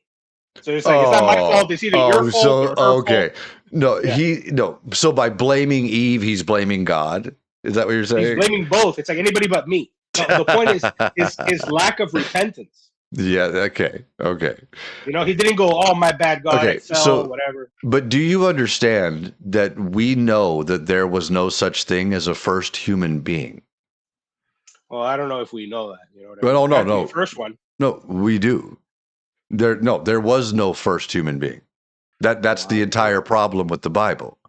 I That's don't know what. if they're. Okay, What that's about all what these I'm other telling. ones? I don't know. What? That's what I'm These telling other you. people, these other random people in the Bible. Does who are the they? Bible say that God created the first human being? His name Yeah, was first of Adam, everything. right? Yeah. The second one he created was Eve, correct? Yes.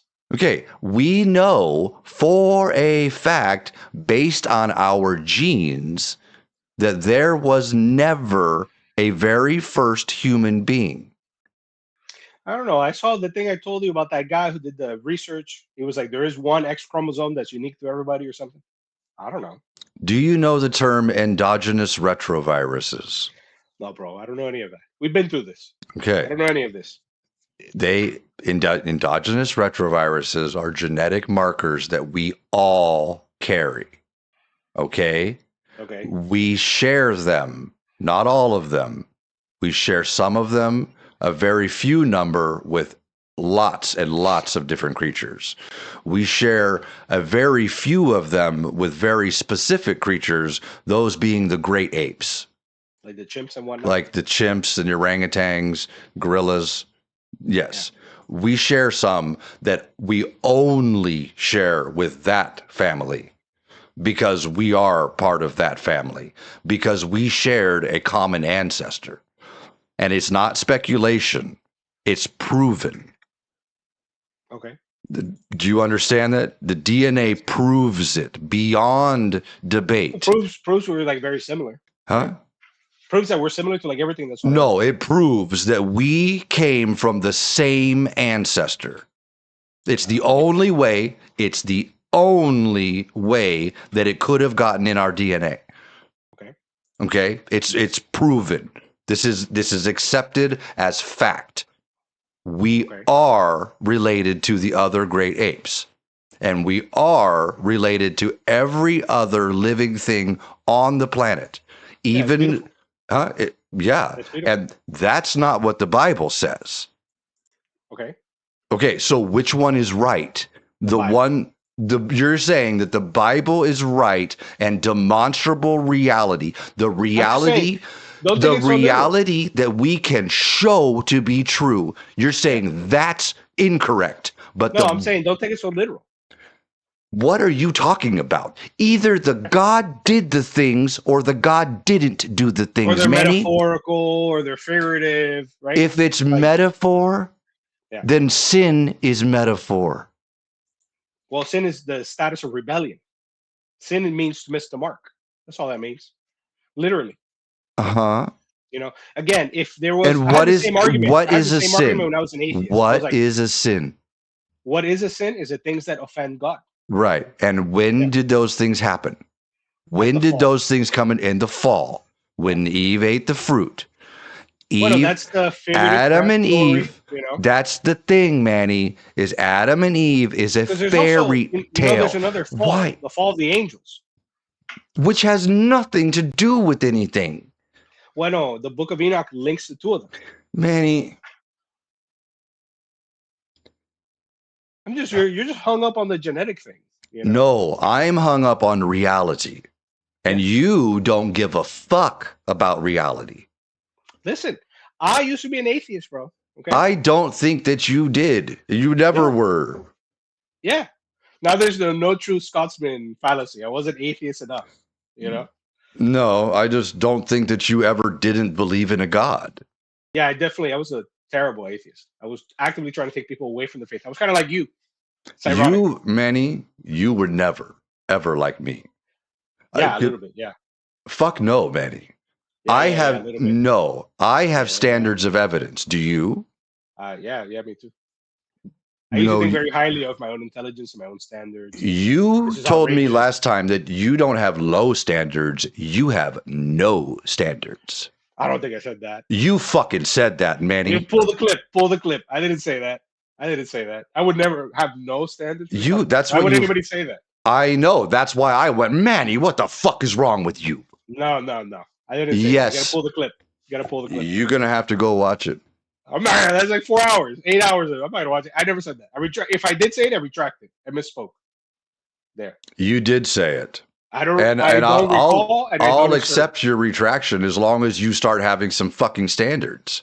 But I don't accept that I said it. It's like one of those things in a lawsuit where I don't admit fault. Manny. Yeah. Just accept it. I never said that. You said it, and you've been. If I said it, I retract it without confirming I said it. Okay. And you're behaving like you have no. We just got my OBS just disconnected. No worries. It reconnected. Okay. If the things that the God or the things that are attributed to the God are not true, can the God be true? Yeah. How? Because maybe we're in error to attribute those things. So if the things we know about the God are, say, A, B, C, D, and E, right? A is false. B is false. C is false. D is false. And E is false. Is the God false or is the God true? It could be false. Yeah. If the things attributed to the God are not true, right? How can the God be true? Well, we would have to get into specifics, on this. And that's the problem, is that you refuse to get into specifics. Can Adam and Eve and genetics coexist? Yeah, maybe. No. The answer, Manny, is no. We had this conversation last time. There was some scientist from some think tank that wrote a book that says that it could happen. Manny. I don't know anything about genetics, bro. What do you want me to tell you? Yes, you do. Yes, you do. You know that babies come from two parents that supply genetic information, correct? Right. Can people have inbreeding babies over and over and over again and populate the fucking planet? No. So stop it. Okay, but, there was other people in Genesis. So where did they come from, Manny? I don't know. It doesn't name them as the children of Adam and Eve. And you don't find that conveniently fucking, what? Don't bother me. So why, if these other people just exist, why is sin an issue? Because sin is a condition of the world. It's not a ledger debt that we each individually owe. Wait, but sin is from Adam and Eve because they're the first people, right? And everyone else is connected through them, right?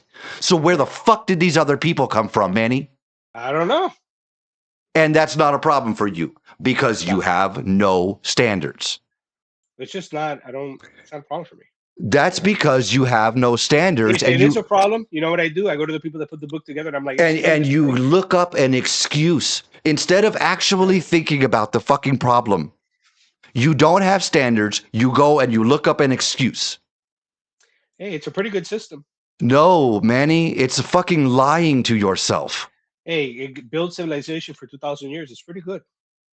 Got us to where we are now. Do you not know the history of the fucking church? I do. How many people had to die to get us to where we are? How Are many you referring to the generations of Roman people? Church? How many generations of people had to be lied to? How I don't many know what you how mean. many children had to be fucking subjugated? How many cultures had to be culturally and physically raped? The Orthodox Church never did any of that. Liar. The Orthodox Church, show me where they did that. Manny, are you going to try and tell me that the fucking Orthodox Church has never abused its fucking congregations? Well, I can't say never, right? Uh-huh. You know, but they didn't, for example, colonize. In fact, they were conquered. The Muslims conquered them, and then they were subjugated by the communists. The Orthodox story is a very sad story of like a church surviving against all odds. You know, Yeah. it's not like the Spanish conquering the New World under the banner of Roman Catholicism, where they, do maybe perhaps questionable things. You know, that's not the story of Orthodoxy. Would you say that they were perhaps questionable or that they were atrocious? Yeah, well, they excuse slavery, for example, right? But Like there's a you don't think that there's do a you papal thing. do Yeah, you think that the Bible excuses slavery? not in fact, it condemns the way the slavery was done in our times. No, When it says, if you no, kid, the one that no, kidnaps one is to be put to death. nope, nope, nope, Yep. nope. Yeah, No, look, is we'll the pull it up right now. yeah, and Kidnap. so is kidnapping the only way you can make a slave? No, the other ways are like irregulated or permitted. You Well, know. some people could be born into slavery, Uh, and you I get to don't know own if them that's for the way they. forever. But I don't know if that's the type of slavery in the Old Testament. Because That's every 7 years, you have to for let the the slave Jews free. or Right. for the male Jews, not the female Jews. They could be sold by their fathers into sex slavery for in perpetuity. I don't know if it's sex slavery, but Well, yes, it specifically says that the man can go into you because he owns you. That's sex slavery. well, I suppose. Well, and So look, the one I'm talking about is there Exodus is 21:16. okay. If What does it say? anyone kidnaps another person, is to be put to death, regardless of the victim's status after the kidnapping. So what I'm saying is like this idea of like kidnapping people for slavery is prohibited. Okay, You can't do it. Now you can sell yourself to slavery. You can sell but your kids to slavery. what is You it? know, Isn't it Exodus 22? Isn't it the 20. very I know, but I'm isn't looking it the at. very next chapter that says that you can have slaves? You can have slaves, but you have to like conquer them in war, or like they have to sell themselves to you, or they have to like owe you money and they sell themselves into slavery. You know what I mean? It's different than like racially motivated kidnapping slavery. It's a category error. You know, it's not the same. It's not one to one. And then every 50 years or 7 years, I don't recall now, you have to let them go anyways. Forgive their debts and free them. That's for Hebrew males that they get for Okay, after the sixth that's year pretty they get. good. But That's pretty good. it's not for anybody else. Okay, well, no, we slowly build up to the righteousness of Jesus Christ. You know? What? Yeah. So you're saying that this God couldn't just say, "Don't do slaves." Oh, our God can say You whatever just he got wants. out of slavery in Egypt. Yeah. I just freed you, and we have walked through the desert for 40 years in this like 7 mile circle Well, for the some 40 years was a reason. punishment Oh yeah, for something. for worshiping the golden calf. The whole new Old Testament is like the God says to do something, the Israelites go nah, then he Yeah, they punishes do the them, and opposite. Exactly. then they go okay, then he goes But do that's this, another they go reason why it's not made up. nah. These people make themselves look terrible. But doesn't that kind of like point to the fact that the God's made up? Because if the God was real, why would they keep doing that?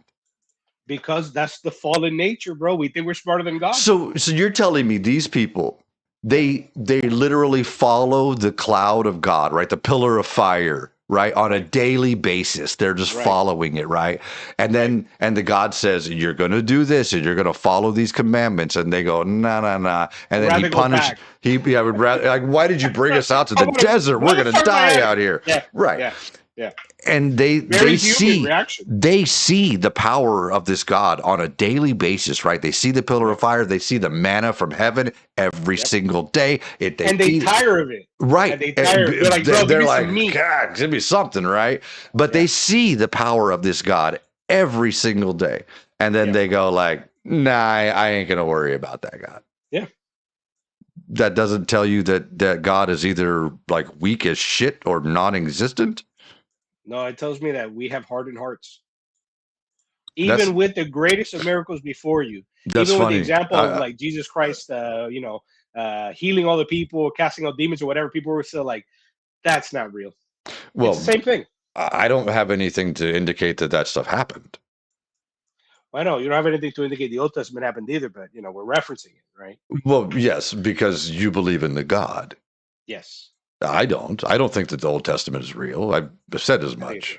It doesn't comport with reality at all. Do snakes and donkeys talk? No. Well, not to me. Bible the says donkey they do. Story. The donkey story, by the way, that you're referencing is the one I was going to bring up. When the donkey is talking to the guy that's writing it, who's some kind of where he's sorcerer. Like, "Why the hell are you beating me? I didn't do anything." Right. But so that sorcerer, listen to this, because I don't remember his name, but that guy that's on the donkey, he's like a sorcerer. It's like a warlock or something. Okay. And the angel of the Lord is going to like smite him. Is that Jesus then too? Yes. That's why the donkey doesn't cross, right? That's why the donkey doesn't move forward, because the donkey can see the angel of the Lord, but whatever.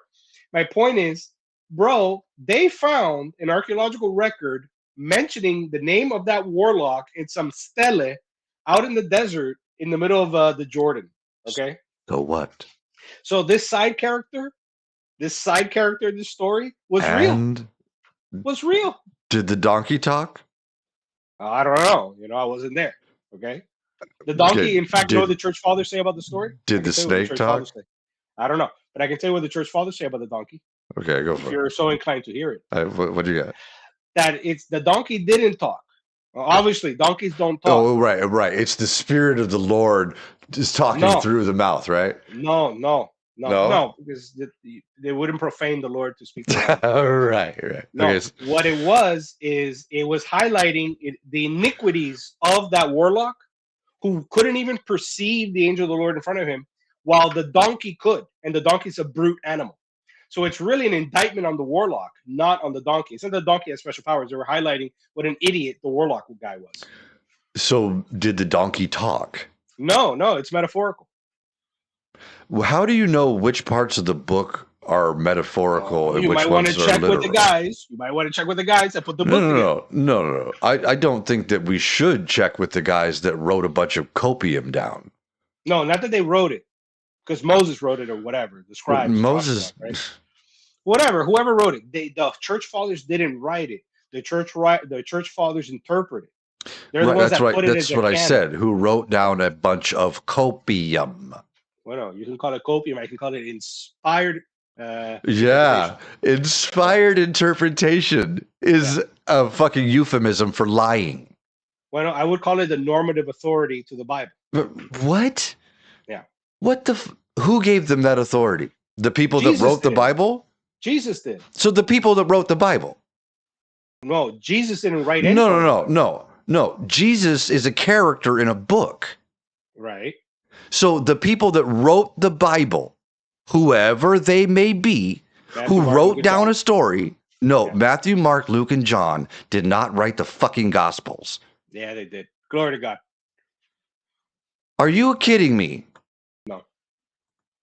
Manny, this is like really, really bad. Man, my fucking mouse is so fucked up. Zoom out.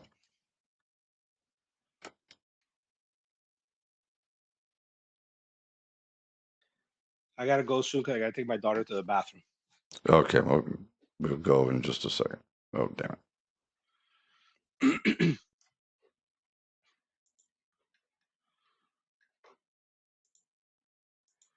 I like talking to you, man. You're all right. I like talking to you, Manny. I do. I just don't like when you lie to me and you make bullshit up. I'm not lying to you, bro. I'm citing other people. If anybody's lying, it's them. It can't be me. Okay. The four canonical Gospels, Matthew, Mark, Luke, and John, are traditionally attributed to Matthew, a disciple, Mark, Peter's associate, Luke, Paul's companion, and John, a disciple, respectively, with Mark generally thought to be the first written, followed by Matthew, later theological. While early Christian tradition strongly supports these authors, modern scholars debate exact authorship, often seeing them as representing communities connected to these figures rather than solely individual eyewitnesses.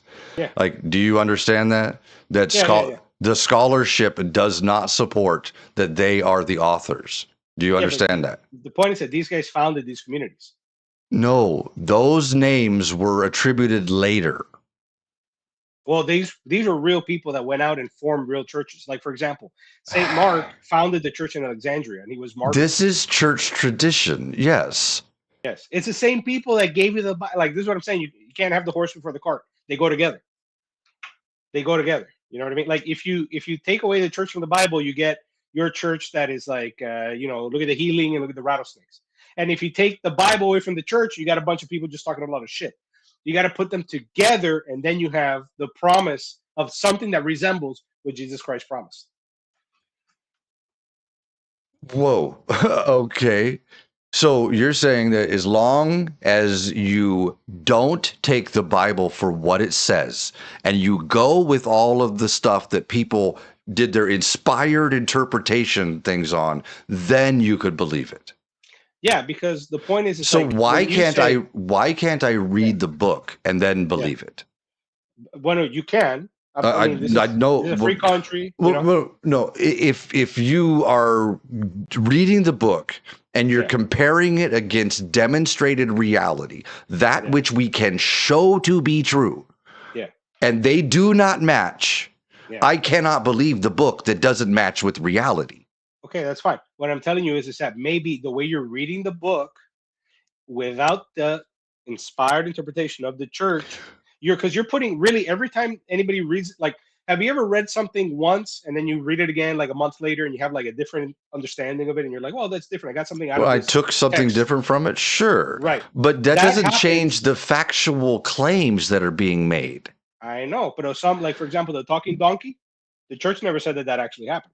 The Bible does.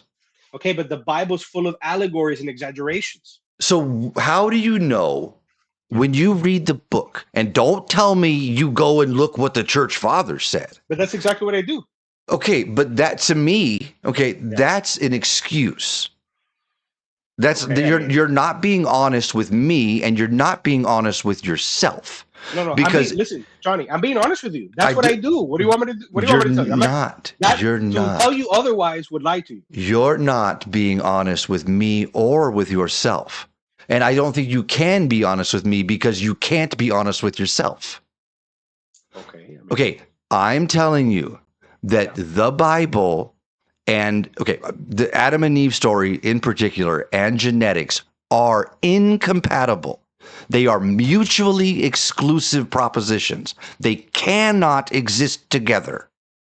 One of them is true, while one of them is not. Right. And it's not genetics. That's not the false one. Genetics is real. We know this. We talked about this. There's other people in Genesis. Who are these people? That's a problem. Well, not for me. That's because you can't be honest with yourself. If there are other people and we're not all connected to Adam and Eve, then the sin that they did does not pertain to anyone else. Well, to be clear, it doesn't. You're not going to be found guilty for the sins of Adam, right? But you're going to be found why guilty for your own why then do sinners go to hell? Sinners go to hell because they reject God. How? By not following the law. By following your own passions. By following your own desires. By doing what you think is right in your own mind instead of doing what's right by the sight of God. Is God's law always correct? Yeah. So when God uses rape as a punishment, that is correct? I don't know, maybe in some war, right? Is this we're referring to something in the Old Mm, Testament? Well, it's not in a war. It's Do you know the account of Uriah the Hittite with King David? One of these people. Oh, Uriah the when he calls the guy to die so that he can have his wife. Is that where what you're he talking has an about? affair with Bathsheba, No. who was Yeah, married but to he never. That Uriah. wasn't God. That was a sin. Wait, Yeah. God causes David's concubines to be raped by what the fuck's his name? To His take him by his other son. by his son, Yeah. Absalom. But you see, but again, that is your And reading of it. no, But that's no, not. Yeah. stop it. Yeah. It specifically says that God is causing it. Yes. He will take your wives in front of you because you did this thing in private. I will Yes. do it in the open in front of everybody for all of Israel to see.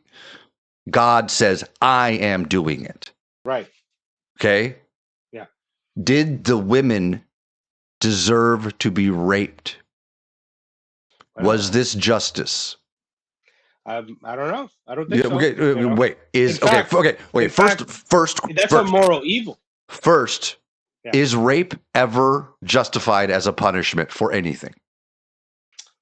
Probably not. No. I would say no, definitely not. Right. Rape is not a punishment.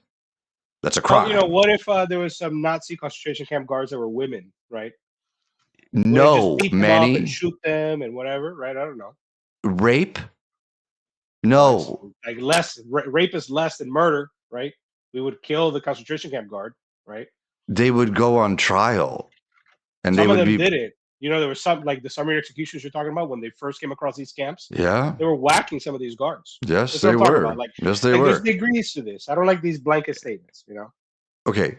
Is rape ever a justifiable punishment? Yes or Uh, no? Probably not. No, I'll say No. probably not. No. Okay. It's never just because justice means one gets what one deserves, whether that Right. be good or bad. That's the definition of justice, right? Right. So, is God just when he Yes. punishes the women for David's crimes?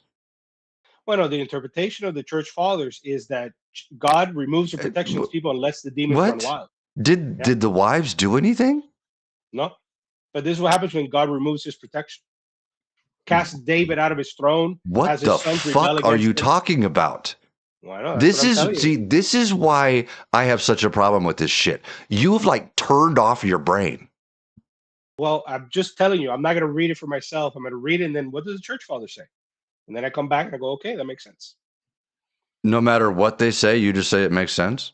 They're inspired by Jesus. It's circular. No, it's very definitely circular. Yeah. So there's no breaking. Everything about Christianity is circular. Yeah. You understand that that's a problem. It could be a problem. Doesn't No, necessarily have to be a problem. Is a problem. Doesn't have to be a problem. Who's responsible for sin, Manny? Each individual. No, God. Well, God is all goodness. God is the only sinner in the story. No, it can't be. Who made sin? They didn't make sin. Sin is the Who absence of made goodness. sin? There's no making sin. Was there a time when there wasn't sin? Correct. And then what happened? Adam introduced sin to the universe. God introduced sin. Adam and Eve did not know anything about consequences. God said, if you do this thing, you're going to die. They didn't know what death was. They didn't know what consequences were. They didn't know jack shit. They were literally just born. Yeah, but they knew whether to obey or disobey. And No, they didn't. They did not know the difference between good nor evil. No, that's the entire point of the that's tree. The conversation with the snake. Eve's like, I was told not to eat it. I was told I'm going to die. And the snake tells the truth. You're not going to die. The snake says you won't die. And the snake told the truth. God lied. And Eve chose to believe the snake instead of God. That's her choice. And God lied and the snake told the truth. Well, God didn't lie. God lied. He said, when the day you eat of that fruit, you will surely die. Yeah. And they did. Liar. They died eventually. On the day that you eat the fruit. In fact, on the day they Manny, ate stop. it, on the day they no, listen, on the day they This ate is it, ridiculous. on the day they ate it, How God long? didn't How long did sacrifice. Adam live? I don't know. It says like It 1,000 says in years the or something. Bible he's like 906 years or some shit Yeah, like that. 1,000. Yeah. Right. It's a stupid, idiotic amount of time, right? Bro, it's a Mediterranean diet. Stop it. This is where I have a problem, Manny, because you think that this shit is fucking a joke. It just doesn't bother me, man. It doesn't bother you that, like, not a lot bothers me. It doesn't bother you that the minds of fucking so many people are infected with this obviously idiotic bullshit. So that's a loaded question. Okay. That's one. It doesn't bother you that people's minds are affected? You know, I was thinking about what I wanted to talk to you. Good thing. I see. I was thinking earlier today about what I wanted to talk to you about. And one of the things that I wanted to talk to you about was, don't you think that there's better conversations to be had? Well, this is what you want to talk about. I'm no, I know, but I want to talk about better things, and I can't with people like you. We talk about politics. I want to talk about better things, but I can't with people like you because you refuse to accept the fact that the Bible is a mythological story that's not true. I thought we had a good conversation about politics. I thought we agreed. We did, and we did come to quite a few. Nice. We did come to quite a few points of agreement. My contention now, though, is with you playing make believe about something that is obviously not true. Let me play make believe. Why does it bother you? Leave me alone. Why does it bother you? Because the things that are going on in your mind have bled over into other things in your life, like politics. But we agreed about a bunch. Did we agree on who to vote for? Probably, yeah. I told you I was going to vote. Why? No. I mean, in the election that we voted for president. Hey, man, I have a right to make up my own mind. I know, and I'm trying to get through to you that the reason why Donald Trump even was on the radar as a viable fucking candidate is because your fucking thought processes are broken. I mean, that's what I'm trying to get through to you, bro. Okay, but this is the problem. It's not because we disagree that we're substantially broken and brainwashed and whatever. Maybe we just disagree. Maybe we have weights that are different for different things. No, I'm telling you that the Bible does not comport with reality. Okay. If it does not comport with reality, can it be true? If it's not real. No, stop it. Stop it.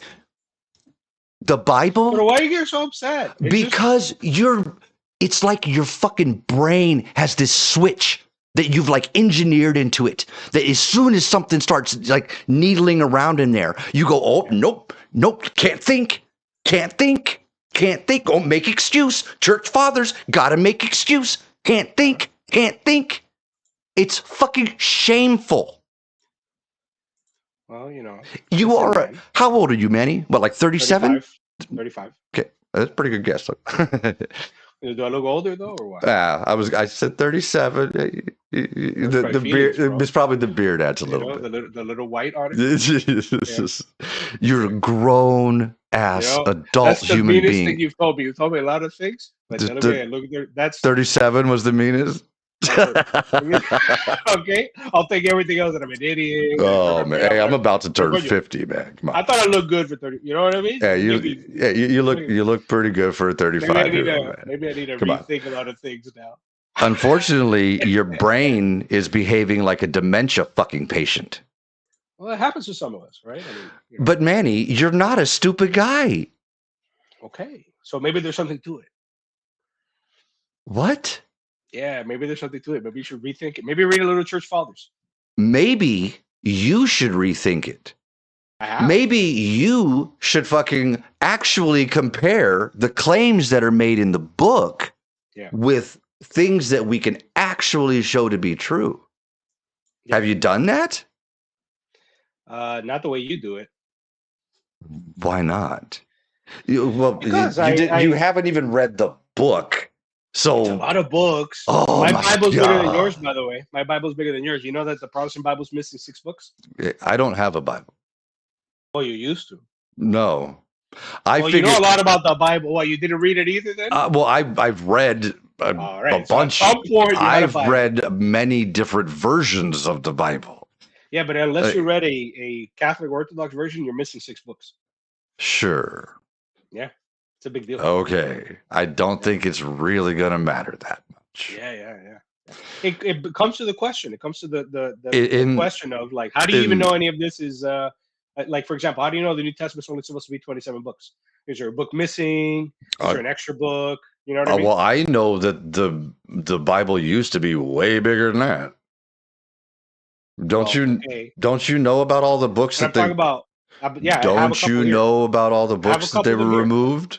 Book of Joshua, Book of Enoch. But what I'm talking about is, how do you know that only the 27 are the correct? You know what I None mean? of them are. Okay, but how do anybody else know that's not you? How do they know that the 27 books, this is it? Because each individual denomination pretends in their particular way. No, every denomination agrees the 27 books are the New Testament inspired by God. How do they know they're not missing a book? Because they're riding the coattails of the church that put the book together. What? Yeah. Everybody's playing pretend.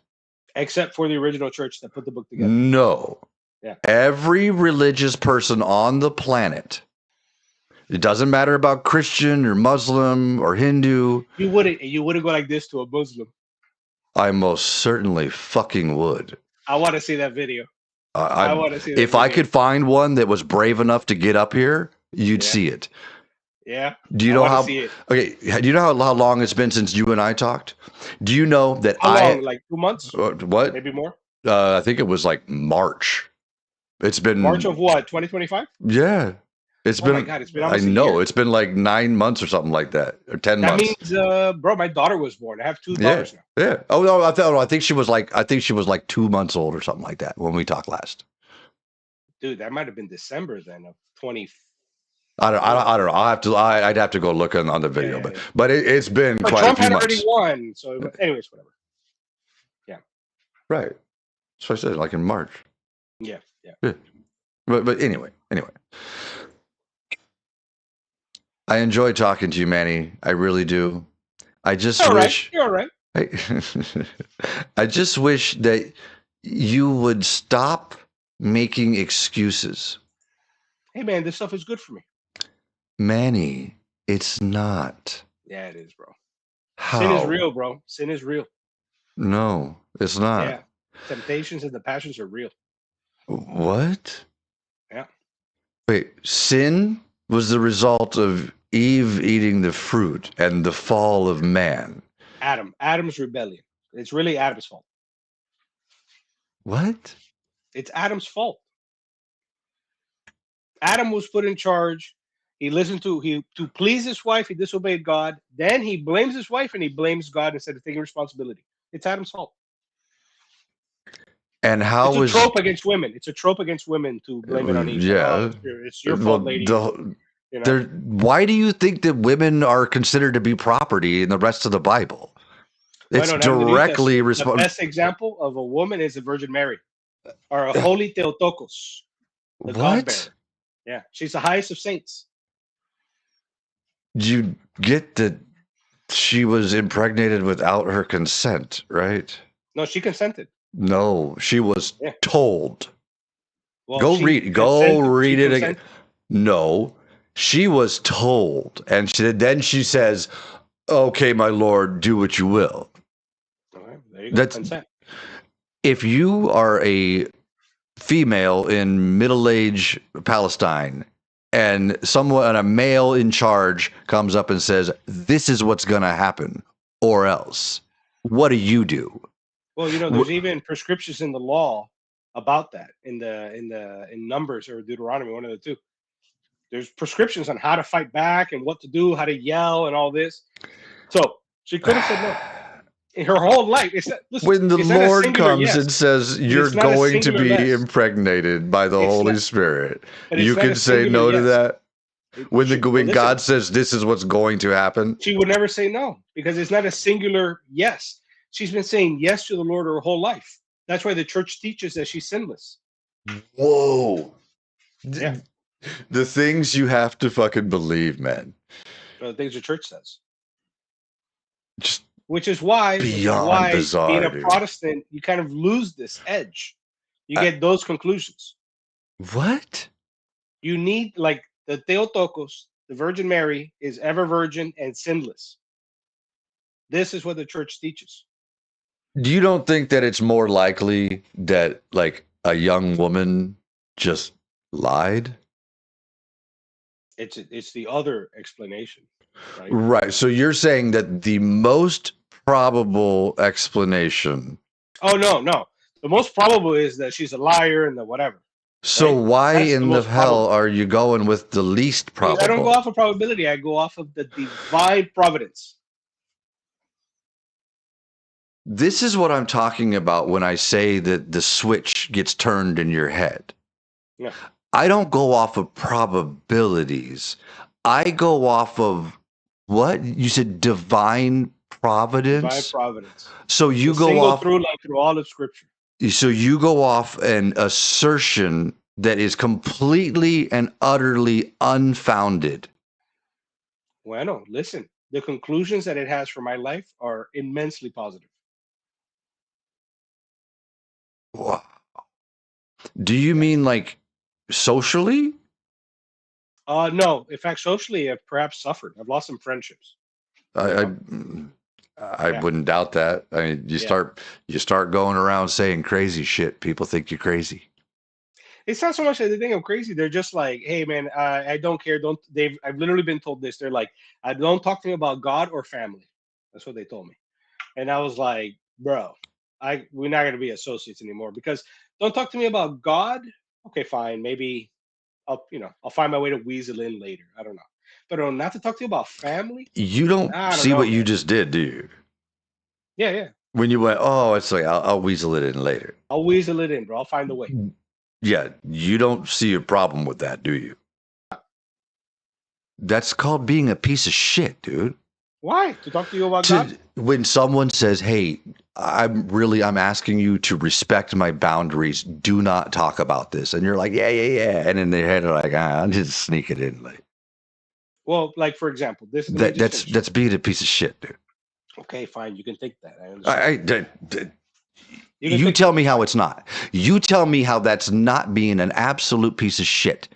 It's Yeah, you're saying that you're not going to respect what they're telling you. They're saying, "I don't want this," and you're like, yeah. Okay. "I don't care." Yeah, that's like the equivalent would be like, let's say I really enjoyed Pokemon or something, right? Had a big collection of Pokemon cards, and I go to my friend and I'm like, "Hey, man, look at this Pokemon card I got." And he's like, "Hey, you know what? Don't talk to me about Pokemon anymore." It's like, what the fuck, bro? This is who I am now. What do you I mean don't talk? think, Like, are we but no, friends here? I think that your comparison here is very, very shallow. And I think that you're purposefully dodging because it's not the Well, same. Because you see how passionate I am about this, right? And uh, I see how passionate you are. You say, this is good for me. Even yeah. though I haven't read it, I don't know what's in the book. I'm reading it. I'm Yes. reading it. Okay. It's a big book. Is the God good that says, blessed is he who smashes the baby's head upon the rock? One of these Old Testament wars. Yeah. Yeah, bro. Those people deserve it. You are sick in the fucking head. Well, what do you want me to tell you? These people were What sacrificing babies. what baby deserves to be smashed upon a rock? It's not like individually the babies, but these townspeople that were worshiping demons and What sacrificing babies. population of people I think they're called the Moabites or whatever. deserves to The have Amalekites. their babies smashed on The rocks? Amalekites. The Amalekites. What what did they do that deserved their babies being smashed on Well, rocks? They were worshiping demons. They were killing their own babies, anyways. So No. yeah, You think they had that idols and whatnot. it's what's the term, equimenicable exchange.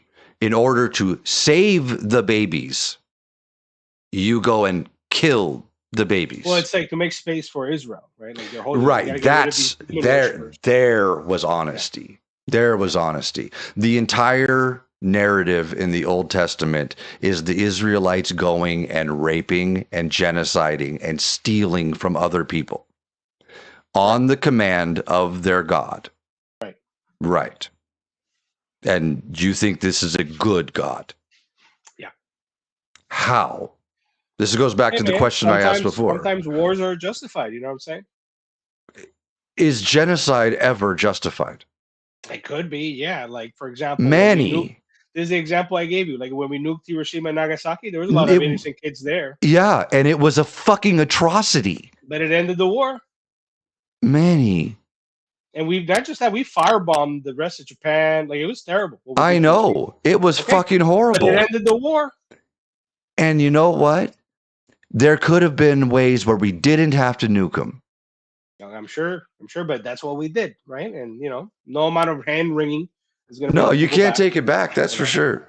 That yeah. doesn't make it right, does Okay, it? but if we can do that to each other, imagine God telling us to do something.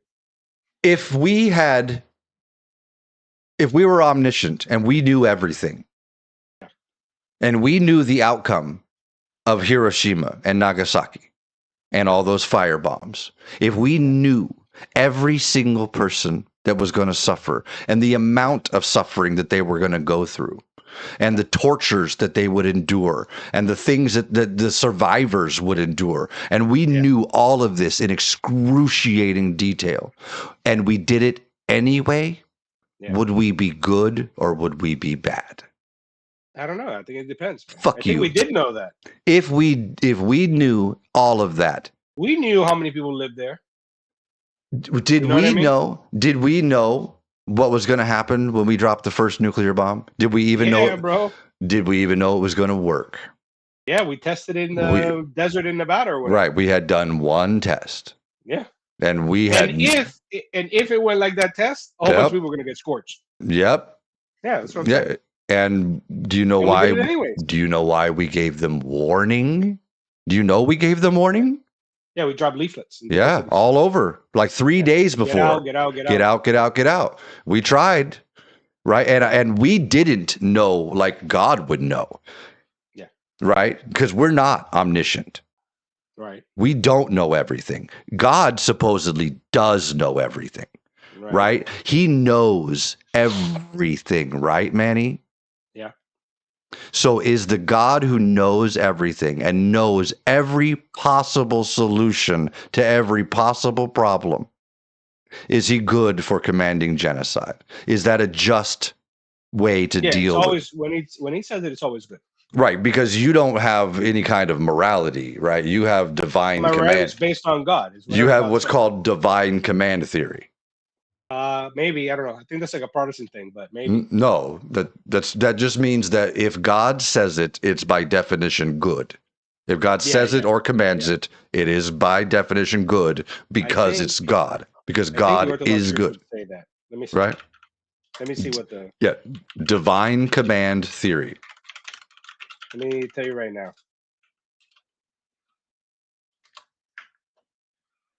Again, I'm not a theologian, So it says orthodoxy is not divine command theory. In fact, it's quietly rejected it for 1700 years. Something is good because God commands it. So if God commanded cruelty, cruelty would by definition be good. Morality is grounded solely in God's will, understood like a sovereign decree. Is something good because God commands it, or does God command it because it's good? The Orthodox moral framework is different. Goodness is not something God chooses. Goodness is God. God does not decide what is good. God is good. Scripture already rejects divine command theory. Be holy, for I am holy. Not be holy because I said so, or be holy because this is what I am. I am the way, the truth, and the life. The Father, morality is ontological, not legal. Evil is not disobedience to a rule. Evil is movement toward non-being. Alignment. God could command hatred. God could command injustice. God could command cruelty, and it would become good. Orthodoxy says impossible. Right. Divine command theory is a meta-ethical theory asserting that moral values, duties, and obligations are directly grounded in the commands of God. Under this framework, actions are morally right solely because God commands them and wrong because he prohibits them, making Right. morality objective and independent of human opinion or consequences. Is that what you believe? No, that's not what Orthodoxy believes. So that's not what I believe. Where's the source of morality? Well, let me ask. Listen, you asked me a lot of questions. Well, but you don't know? Okay. Like, Okay, I can give you my own answer, but what difference does it make? well, I'm just a because I guy, want to know what you think. brother. I think I'm learning. I You hope know, so. the source morality in Orthodoxy is God Himself. Right. That God is God's the ultimate commands, objective theories. foundation for all of our moral truths. You believe whether that church thing you're looking at tells you or says it or not, you believe in divine command theory. You have no No, idea what it is says the right and Orthodox what is Church wrong. rejects divine command theory. And what do they use instead? I don't know. There's a lot to read right now. You know, I gotta like read all this stuff that I'm Okay, getting from ChatGPT. okay, okay. Stop with what the church says. What do you think? Is God Oh, the forget ultimate it. source? Here, you know what the problem is, and this is my best answer to you. Okay, why don't I trust my own thinking or my own reasoning or whatever? It's Because the because Bible I tells you know. not to. I don't know if it. I don't know if it does or not. What I'm going to tell you is this. I know what I thought was good and just before I believed in God. I know the evil that I did, and I know the evil that I can still do and do on a regular basis. And for that reason, I don't trust myself. I don't trust myself So you're because I'm saying that more capable of like reasoning wait, you're my saying that own like. you're saying that Yeah. you recognize your behaviors. What do you mean? You My you wrong just ones? said you just said that you recognize your behaviors, whether they're good or bad. Yeah, You and I just like said the that, bad ones. And huh? I like the bad ones. Well, you obviously That's what I don't. mean. You No, obviously yes, I don't. do. Yes, I do. Yes, I do. That's my point, is what I'm telling you. I like the bad ones, bro. That's the problem. I like the bad ones. And Well, so, what makes them bad? bro, I don't want to confess my sins, you know. But Well, I mean, listen, it's the are things they you can bad imagine, because bro. they're Is against lust bad? God, Is or it's there, but there. It's not just about God. It's about like the effect that I have on you me, say? my Did you say is lust relationships. bad? Yeah, lust is bad, bro. Well, you mean like if you just like see a hot chick and you go, "Damn, she's hot." No, no, no. That's the normal, right? You can't help what your eyes see. Or are That's you okay. talking about like acting on your Yeah, lust? acting on your lust, So, bro. so Like, you're yeah, talking about not lust. You're talking about like actions. yeah. But Jesus Christ says it. If you have lust in your heart, you've already But committed immorality. if you, so you're saying Or in that your mind. if you see a hot chick and you go, damn, and in your If you mind, entertain the and thought, if your if you mind, entertain the thought, you go like, what would it be like to have sex with that woman? yes, that's Then sin. you're committing a sin.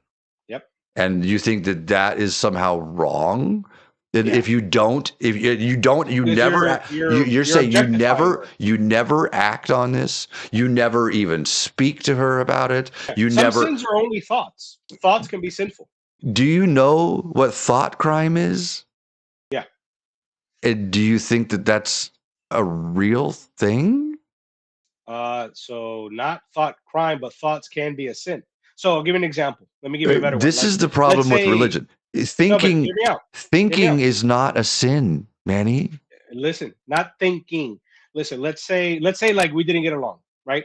And when we disconnect, I go to bed and I'm ruminating on ways to like beat your face in. Again, Okay. this is an example. I like you, Johnny. I just the first Yeah, example that yeah, came to my mind. I get it. This I is the get it. first example that came to my mind. Let's say that I'm I know how ruminating on. hypotheticals work. Yeah. Let's say I'm ruminating on just like. Let's take it away from you. Just It's ruminating cool. on It's cool. Yeah, beat my face in, man. What? beating somebody up, murdering them, thinking about fantasizing all this. Yes. The the engagement with the You thought, have not committed any type of sin. that's a sin. No, it's That's a not. sin. To No, it's engage not. with the thought in such a manner That is is sinful. called being a human being with a fucking conscious brain. That's the whole point about theosis. The entire point about theosis is when you have these thoughts, these intrusive thoughts, you're not supposed to engage with them and continue in the fantasy, whether they be sexual or violent or otherwise. You're supposed to But you ignore just them. said that they're intrusive thoughts. Yeah, you don't engage with the intrusive thought. That's the point. You Right. don't engage. You recognize, right, that that's not an action that you should be engaging in Right? because you recognize the immorality of the thoughts. Correct. That Correct. you're saying that you recognize the bad and you're stopping yourself. Yeah, but sometimes you don't Duh. stop. Sometimes you don't Duh. stop. Sometimes you don't stop. Well, then you're not thinking, you're acting. Yeah, then that's Then you that's would when be sin is like concrete. then you would be committing crimes. Yeah, but we're commanded to avoid the near occasion of sin, and it begins with your thoughts. Oh, I suppose everything that you do begins with your thoughts. Exactly. That's the But point. It's to like short the circuit the entire the chain. the entire idea of thought crime is just so offensive. Okay. But these are the words of How are Jesus you Christ. supposed to stop your thoughts? I know exactly how to stop them. Like for example, Really? sometimes I'm Well, walking around. I Yeah, know how Christians stop their thoughts. They tell me read what what you the do. church founder said and they go, Yeah. "Oh, this is why I don't have to think." Well, maybe, but the way I do it is when I see a very attractive young lady and I like what I see. It happens often. I Hmm. just glance the other way. I stop looking at. I try anyways. I don't do this all the time. I'm not a saint. I'm not an angel. I'm not an example to anybody out there. I'm a sinner. Anyways, what I do is I try to look away and I say the Jesus prayer, and it helps. And I just say the Jesus prayer until the thought goes away. The Jesus prayer. Yeah. Which one? Lord Jesus Christ, Son of God, have mercy on me, a sinner. And you say that over and over? Just say it over and over again until it goes away and I forget about it, and then I go on with my day. Gets rid of anxiety too. It's funny too because most people would see a hot chick and go like, "Damn, she's hot," and Yeah, they you can admire right, beauty. Yeah. right, and they move on. Yeah. The only people who like obsess about shit like that that you're talking about are religious people that are so fucking repressed and so wound up. You're like, "Oh my God, if I think about something, it's a sin against God." Well, No, it's it's not. again, it's like I just don't God need to go down damn, that road. dude. I know me, bro. I know me. I don't think that you know you are nearly as good as you think you do. I'm 35, brother. Look 37. I know me. I know me, bro. Oh man. Yeah. Anyways, listen. It's been Yeah, good go talking to you, take your Johnny. kids to the I bathroom, gotta man. what we do is I wake her up at 12. It's 12:20. I wake her up at 12, take her to the bathroom, and then we wake her up again. You know how it is to Oh potty yeah. train. So Yep. Been I'm there, late. man. I hope she hasn't already Yeah. beat me, you know. Yeah. So All anyway, right. Johnny, Hey, good talking to you, brother. hey, we're gonna talk again, right? Yes, sir. I do I'm enjoy gonna. I I just do I enjoy need to talking find to you, time. Manny. I need to, it's listen. This is the situation. I got two kids. I Sometimes my know, I know. mother-in-law's not here. I know. You know what I mean? It has to be where, like, look, I talked to you for 3 hours now, whatever. It's because my kids are asleep. You know what I'm Yep. saying? So it's like it Okay. has to be this perfect. You know. Well, hey, Wednesday at 9. Sometimes, We'll have the like, it man. could be Thursday, it could be Hey, Friday. You know what I all mean? right. Well, hey, But what I'll do is I'll write out. I'll reach out to you, and then yeah, we'll take it from there. just hit me up, man. Yeah. All right. All right, All right, brother. Manny. It's good talking to you, brother. Likewise, Try brother. to use some critical thought, man. I do it. I do it all the time. No, you do not. I do. It's good. Looking back to what the church fathers said is not critically thinking about anything. Hey, those guys are real smart, bro. No, Manny. Yeah, bro. No. You should look up a couple. We could talk about what the church fathers say next time. Can you tell me how the Bible comports with reality? That's what we'll talk Yeah. about. Ask Huh? the church fathers what they say about that. You tell me what they say about the church. Next time. I got it. Yep, that's what I'm saying. You tell me what the church fathers say about how the Bible comports with reality. Yeah. Okay. And I'm not talking about the reality that the church fathers knew when they wrote that shit 1,500 years ago. I'm talking about the reality today that we can prove today. The Bible has to match with what we know today. Okay. Yeah. I got you. I got you. But I gotta Okay. go. I gotta go. All right, brother. I'll talk to you All right. soon. All Have a right. good one. Bye bye. All right. There's Manny. We'll talk to you later, guys. Have a good